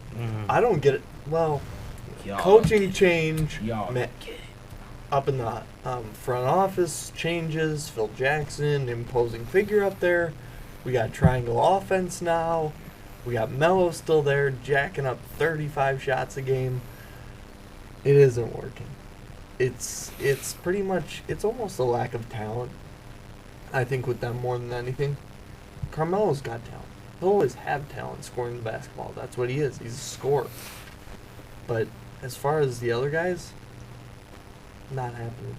Jose Calderon is not anything in New York, which I thought he would be. I thought he was a nice addition. Yeah, I did. You're talking about Bargnani, not doing anything. Garbage. Stoudemire, not doing anything. He's actually isn't this supposed to be his big return year? He said he was going to be an MVP candidate. He's had some nice dunks. He's had some okay games. I'm not going to talk. You talked about being biased about LeBron. I'm not going to talk about bad about Amari. That's my guy right there. I'm not going to talk about that. All right, that's fine. Yeah. I understand. He's not. I like how y'all say y'all don't get it. I didn't mean to cut you off, but I do have to say on the air, like I said during the break, there's 4 of us in this room. 3 of us picked New York to make the playoffs, and 1 of us said y'all crazy. That's not going to happen. Now, the person who said y'all crazy just happens to be the man that's talking right now. And if you don't know who that is, once again, that's Darius Hawkins. They suck. That's what their problem is. They don't have, like you said, there's really a lack of talent. They have got Tim Hardaway. It look like he might become J.R. Smith II because he's shooting a whole lot of shots right now. He played decent last night, but I feel like that's a problem having him with J.R. Smith. That's not who you want to be learning from. Speaking of J.R., I don't even know what he's doing as far as performance-wise. Doesn't he have an ATM in his house? Didn't he just get an ATM in his house? I don't even know. See, and the fact that we even know that. Yeah. See, what they Derek Fisher, yeah, whatever. I don't know why they hired him. Yeah, I don't either. Well, I know why, because Phil Jackson couldn't get none of his other guys there. But, there's a reason that Phil didn't come to coach this team to begin with, because he knows that they weren't going to win. You have Melo, and really that's it, if we're being honest. Yeah. I don't know what else going on with that. Well, and you got problems where the report came out yesterday where Melo said the Bulls were the perfect fit. Oh, so now somebody's going back on their word. Somebody wants. Yeah, I saw the headline. I didn't read the article. That's funny how they're the perfect fit when your team is losing and after you didn't pick them, like you didn't have an option. He's coming out and saying all this like he couldn't have just went there. Like, dude, there wasn't nobody stopping you. You wanted the money to come in and say, I wanted the money. That's why I'm in New York. He wanted the money, which I'm not hating on you. He said, but didn't he say that it was the best spot for him to win? Something like that? New York or something like that? Yeah, talking about that he has endorsements and relationships. Like Chicago's not a major city. Yeah. We're not sending you to Maine. Wasn't his wife? Sending wasn't you to his Maine. wife too? His wife was in love. I know with his New wife York. wanted him to be stay in New York or go to LA. That was it for. She's an actress. Like they don't have airplanes either. Like, that makes no sense. You could be in Chicago winning some ball games. You know the city is gonna love you. We talked about how delusional the fans are. They gonna love you regardless. I don't know. He would have came here. Like I go back even to 2010 to LeBron. How much do they hate LeBron now? He would have been. Yeah. He would have been a hero. Even if he came here over the summer, there are people like, oh, don't come to Chicago, LeBron. If LeBron or Melo, especially Melo was the big one this summer, came to Chicago, you would have seen the Sears Tower. Oh, sorry, the Willis Tower. With a poster of one of those two guys on the side of it. Man, forget what Carmelo's talking about. That's why Darius doesn't respect him. Nobody cared about Carmelo. I ain't cared about this dude since like 2009 because he says crap like this. Just shut up. How many playoff series has he even won? Like 1 or 2? He's won 3. Because didn't they make the West Finals in 09? So they won in 2 09, that year, yeah. And he won one with New York. Okay, And they lost to yeah. Indiana. Yep. Still not good enough. That's why he's not a superstar. Haha. Hey, remember when he was supposed to be like it was him and LeBron about like 8 years ago? Remember that? It's just kind of funny looking at that. There's a lot of stuff with Carmelo that never worked out. Playing with Iverson never really worked out. Coming to New York, that didn't work out. Having a new coach and re-signing with New York, that's not working out either. But I mean, hey, he's stacking his paper to the ceiling. Hey, and riding on 24-inch chrome. Yeah, that's true. They don't watch the Boondocks. They don't watch we're the only two that get that reference. They don't watch the Boondocks. Okay. You guys got a bromance going on. No, you gotta watch the Boondocks. You gotta watch the man. Boondocks. It's like he just won the 3-point contest in his Timbs. Oh man! All right, final. This is not Boondocks hour. This is NBA hour. Final thoughts on the NBA season. Ryan, we'll start with you since you have clearly watched. I've watched NBA. so much NBA. I mean, I'm bleeding NBA colors right now. I don't know what to say. I'm gonna say it would be very interesting next time we meet if Philadelphia and Detroit are tied for worst record, and Philadelphia owner just goes crazy and like benches all his players and brings in high schoolers to play for the rest of the year. Because I heard that he's upset that they've already won and they're making it close because they want Okafor. Yeah. So I'm like, Philadelphia should just be ashamed. Yeah, I never believed Dr. J cannot be happy with what is Allen going on. Iverson. Yeah, Charles Barkley. All of them. Everybody. Oh my goodness. My dad. Shoot. He didn't play on the team. All of them. The one good thing about NBA is that I am respecting Charles Barkley more and more for speaking his mind about anything, NBA or anything, and just touching that one here today. No. Just him speaking his mind about what's going on in the NBA has been. I mean, you want that honest person, and he's one of the ones that are honest. Because if you go to good old ESPN, you're gonna get biasm. You're not gonna You're not gonna get it from. You're not gonna get it from Charles Barkley. The whole strike hunger thing and the hunger he wasn't strike eating until LA won. Yeah. Okay, so my fault. When you said Charles Barkley speaking his mind, I went to a different side. Oh, I know where you're going from. Yeah, because like some things he needs to stay out, but with NBA, speak his mind, and he's doing. That's the only good thing. I like listening to Chuck talk NBA because he's funny. He's funny and he's accurate. But that's all I have about NBA. Maybe I'll watch some over break, but probably not. Just watch on Christmas Day. Yeah. Doesn't LeBron return to Miami on Christmas Day? They play the Heat on Christmas Day. That's his return to Miami. They'll be there. I think they already played the Heat. Well, they will have played the Heat by that time, but it's in Cleveland, so that'll be his return to Miami. I think that's their first game, then. No, I thought they play in Cleveland, then they go to I think Miami. Oh, okay, you might be right. I'm not sure. Any thoughts? Nothing. Gosh. Well, it's gonna be fun. You touched on OKC. It's gonna be kind of interesting seeing if they get back in, because you look and the 8 seed now is Phoenix, and who do you really want to play on a night-to-night basis? 1 through 8 in the West. Golden State. You want Portland. You want Dallas with Monte Ellis playing the way he is, you want Dirk revitalized now? Oh, and don't forget about the Spurs. This thing is it's not a sprint. Golden State, They great proved start. that. They have proved that. Great start. It's a marathon, not a sprint. All right, I guess for me, the final things, I'm going to go back to my team and my player, I guess.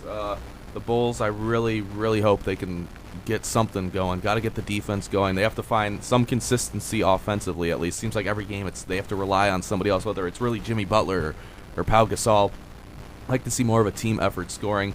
And then the defense has to, has to tighten up. This might be a big question mark for Thibodeau. Who knows this year?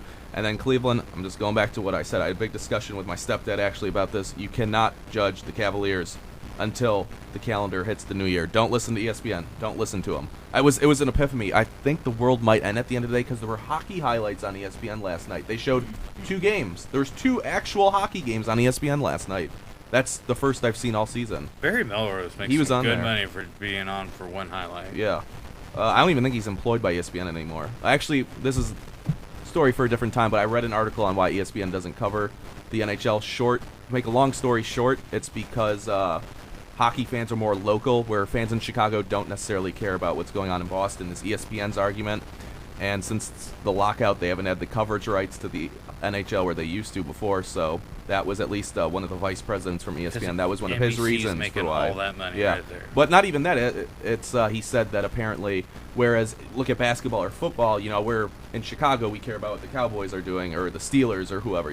Apparently, if we're in Chicago, we don't care about what's going on with, especially the Canadian teams like the Canucks, the Maple Leafs.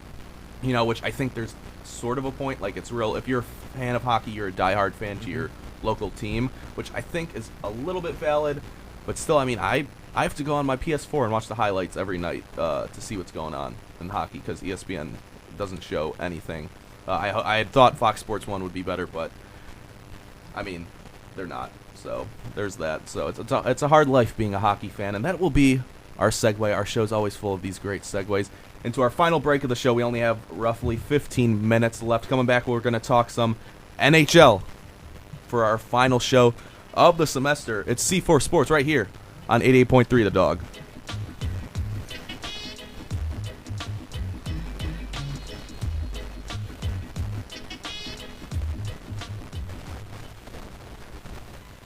Wow, yeah, since the storm, it's been crazy busy for us. We got all kinds of office desks coming in.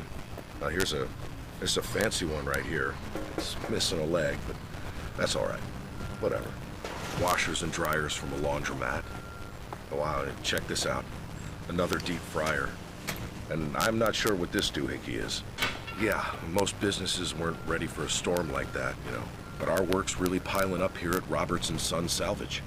What will become of your business after a disaster? Nearly 2/3 of businesses aren't prepared for an emergency, and 40% of businesses that experience a disaster never recover. Make an emergency plan now, before it's too late. For a free online tool that helps you develop an emergency plan to keep your business up and running should disaster strike, visit ready.gov/business. Brought to you by the Federal Emergency Management Agency, the American Red Cross, and the Ad Council. What is that? Oh, it's my time machine. Does it work? Sure, just hit this button. Whoa, dinosaurs. Cool. Or we can go here. Hey, that's Napoleon. Oui. Or we can go to the future.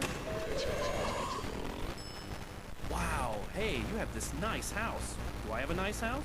No, you didn't save any money. Always spent it on vacations and stuff. If only there was a way I could go back in time and correct that bad habit. Yep. Okay, the time machine is not real, but the saving thing is. Get in the habit of putting some of your money in savings each week through a 401k, savings account, or financial investments. Put away a few bucks, feel like $1 million. For free ideas and easy tips on saving, go to feedthepig.org. That's feedthepig.org. What does this crazy little button do? This message brought to you by the American Institute of Certified Public Accountants and the Ad Council.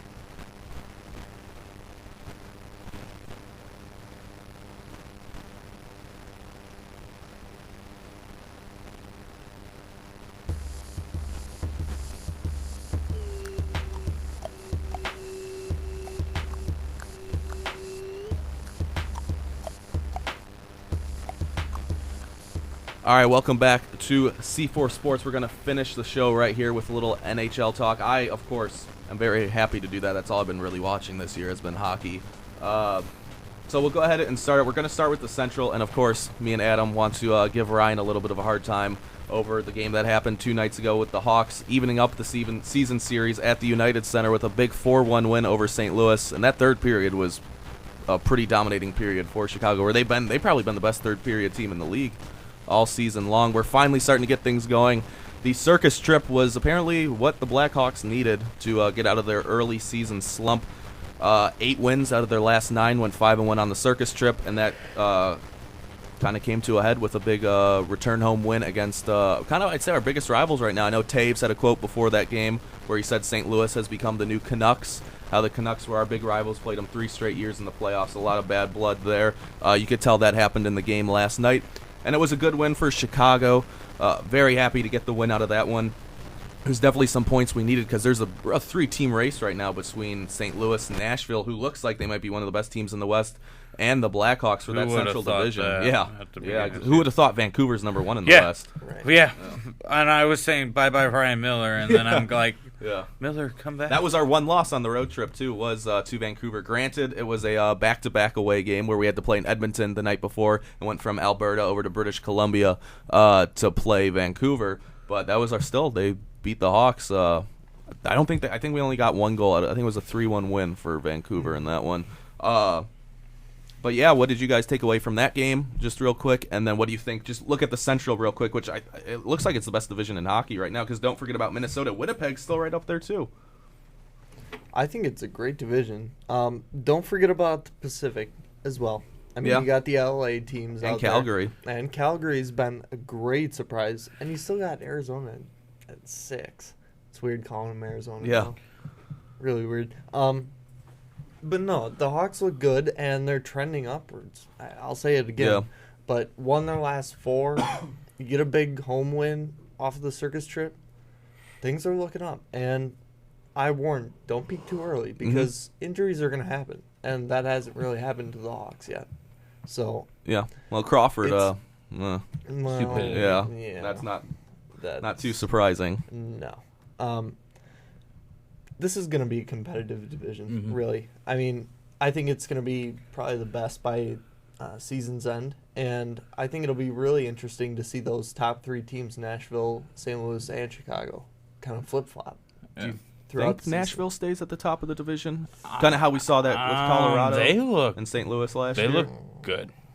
They look good. I don't know. Give me after break. Okay. Give me when we come back from break. It should be right around the All-Star. Pretty close to the All-Star break. So then we'll have a better idea. I don't know. And I'm still questioning Philip Vancouver. Forsberg right now is for the Calder Trophy Rookie of the Year on Nashville. He's one of the NHL's leading goals. And he had a good goal against Brodeur. Yep. Blues had a tough injury with Elliott. Yeah. He was a great goalie. Jake Allen's not a number 1, so they're trying to, I guess, cover the wound right now. Brodeur, I think, could get back and be great. Not great. I'm going to say pretty good and help and get some wins during this time. But a lot of Blues fans were upset, saying like, "Oh, it's another Ryan Miller." I'm like, he has not played since last season. This was his first game of competition, and the defense was not there for a 42-year-old at all. And I said defense and goalies were going to be the question mark for the Blues. The offense is there. Tarasenko is going to get paid on the offseason, and I think St. Louis is going to pay for him because I think they're going to free up some money because with Brett Hall there, he's going like, you're not going to get rid of You're not going to get rid of them because they have the money. They're not spending hardly anything on anybody. Well, I just brought up the money because I know I was watching the NHL Network a few days ago, and they were talking about Brodeur to St. Louis, and they said they had to sign Brodeur to this contract. He's really not. I think he's making less than the league minimum. It's all incentive-based, and they said they had to do that because they don't have much cap room for anything more than that. So I just want to know if you knew any more than that. That's just what they had said on NHL Network a few days ago. Cap room can change. Yeah. Because I think cap's they're supposed to go up. But cap's going to go up. But I also I cannot think who the guy is that went overseas for. I'll find that out. You guys talk. I guess for me, what I'm looking at, just looking at the Western Conference, still Minnesota, they had a real hot start. I think if they ever get their power play going, I think they have one of the worst power plays right now in the NHL. They were talking about it on NHL Live. I was watching that literally right before I came here, and the topic I left on was they were talking about Minnesota doing everything so well except for the power play. I know the fans are starting to boo them in Minnesota, which has become a great atmosphere for especially American hockey. They go by the state of hockey, and that's a great atmosphere up there in Minnesota. We saw it in the playoffs with the Blackhawks. But I think the Wild, they were my team to watch in the West. My team to watch in the East, which is cruising right now. We talked about that for a while, was before the show, is the Islanders. But second to the West, I think the Blues are going to be right up there. Nashville, I don't think they stay up there. I think it ends up being the Hawks or the Blues taking that top spot, just talent-wise, and they've been there. These are two teams that are more experienced than them. Vancouver, I don't think they keep up the hot streak. I really don't. I don't see it. They don't have the depth, especially down the middle. Anaheim, I think, is up there, but Anaheim has always struggled at the end of the season. I think their depth is a bit overrated. I think Devontae Smith-Pelly will be a great player. I really like what I've seen out of him, similar to what we saw from Corey Perry early in his career. Less skilled, but bigger body, bigger size, almost comparable to Dustin Byfuglien. Calgary, I don't know if they hold on. I think San Jose will play a bit better. I don't like Arizona this year at all. I don't think they're the team we've seen from the past few years. And Edmonton is just I guess you could say the Charlotte Bobcats of the NHL. Just Craig McTavish, who, a fun fact about him, last player to not wear a helmet in the NHL. When they made that rule in the 79-80 season, it grandfathered over, kind of how now they have the visor rule. Craig McTavish was the last player in the NHL to not wear a helmet. And now Edmonton, things are just bottling over, but I think at the end of the day, it's going to be the Hawks and the Kings. When you look at these teams, those two are built for the playoffs. When you look at the depth and the experience and the talent that they have, they're not going to win every regular season game. It's almost kind of like how the Spurs, I don't want to say they're coasting the way the Spurs coast through the regular season, but when you look at a 7-game playoff matchup, I don't see anybody really matching up with the Hawks and the Kings at the end of the day. Not only do they have what I like to say, especially with hockey, is that championship mentality. It's just they're built for the playoffs. When you look at those two teams, I think really the only team that'll give them a big problem is from the Pacific is Anaheim, Central is St. Louis. But those are two teams built for the playoffs. And real quick, we only have a few minutes left. What are your guys' views from the Eastern Conference currently? Tampa Bay sits atop of it with the Islanders right behind them. I did not see Tampa Bay coming from nowhere. I'll have to look at my piece of paper of who I have. But I don't even think they were on my radar. Yeah. It's been surprised at the top. I don't know if it's just because it's early on. Still, Montreal struggled. They lost back-to-back games to Buffalo early, or just last week. Yeah, they lost back to home and away to Buffalo, and they've dropped 2 points behind Tampa Bay now. And that's my pick. I still am sticking with Montreal to come out of the East, but yeah, they're it's in still a bit early. Of a rocky, people have their valleys and their peaks, so hopefully.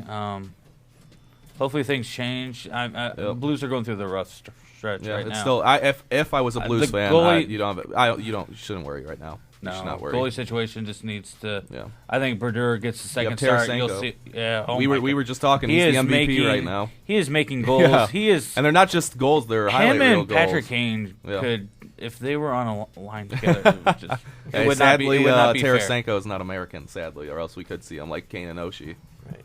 So final thoughts, and we'll end on this for the NHL. One surprise, one disappointment. Your Islanders, Matt, ahead of Pittsburgh right Tavares for MVP. By 2 games. Yep. I'm sorry, 2 points. That'll be interesting because it's the old guard, Pittsburgh. Yeah. Ruled that division. Who's healthy now, too. And they got Hornquist, who's playing well on that Crosby line. Right, and they landed Killenhammer just this week. So I think it'll be interesting because the Islanders are young, and it'll be interesting to see as the season goes on if they keep that up. And also, I don't know what's happened to Boston. Yeah. Just getting older. I'm just going to say surprise. It's just all around Vancouver, Nashville, Tampa Bay, just coming out of nowhere. Yeah. I like seeing that people that were down in the standings coming back. It's nice for parity and a lot of stuff, and it's going to make for some bad blood. If you can add a third team into that Central, it's with bad blood, it's going to be it. Darius, what did I tell you to say? Last 2 weeks, Patrick Kane has been the best player in hockey. Boom. All right, good man. And I think I'll end on the tweet we just got from my cousin Anthony Calderon. He asked, what will Patrick Sharp add when he comes back from injury? I think not so much goal scoring 5-on-5 because that Kane, Richards, Versteeg line has been arguably the best in hockey. I think it's the power play. You're going to see the power play just get an added weapon when Patrick Sharp does come back. So thank you for the tweets. That's it for our show. This is it for the semester. We are done because there's a women's basketball game. So if you want to see that, you can tune in, see me on TV. I'll look nice and pretty in my suit. But that's it from us. We'll be back in a very long time. It'll be next semester. So our final sign-off. Supposed to be handsome, not pretty. Oh, well, whatever. It works. It works either way. You're so pretty. Well, I am fine. I'm the handsome Matt Langman at LmanMatt93. I am at Nobody Finer on Twitter, Adam Finer in real life. I'm Ryan Mason. Hey, you gonna say I don't want anybody to tweet me, okay? All right, then I'm Darius Hawkins, and I'm at _Hawk_13. For the final time in 2014, this is C4 Sports on 88.3, The Dog.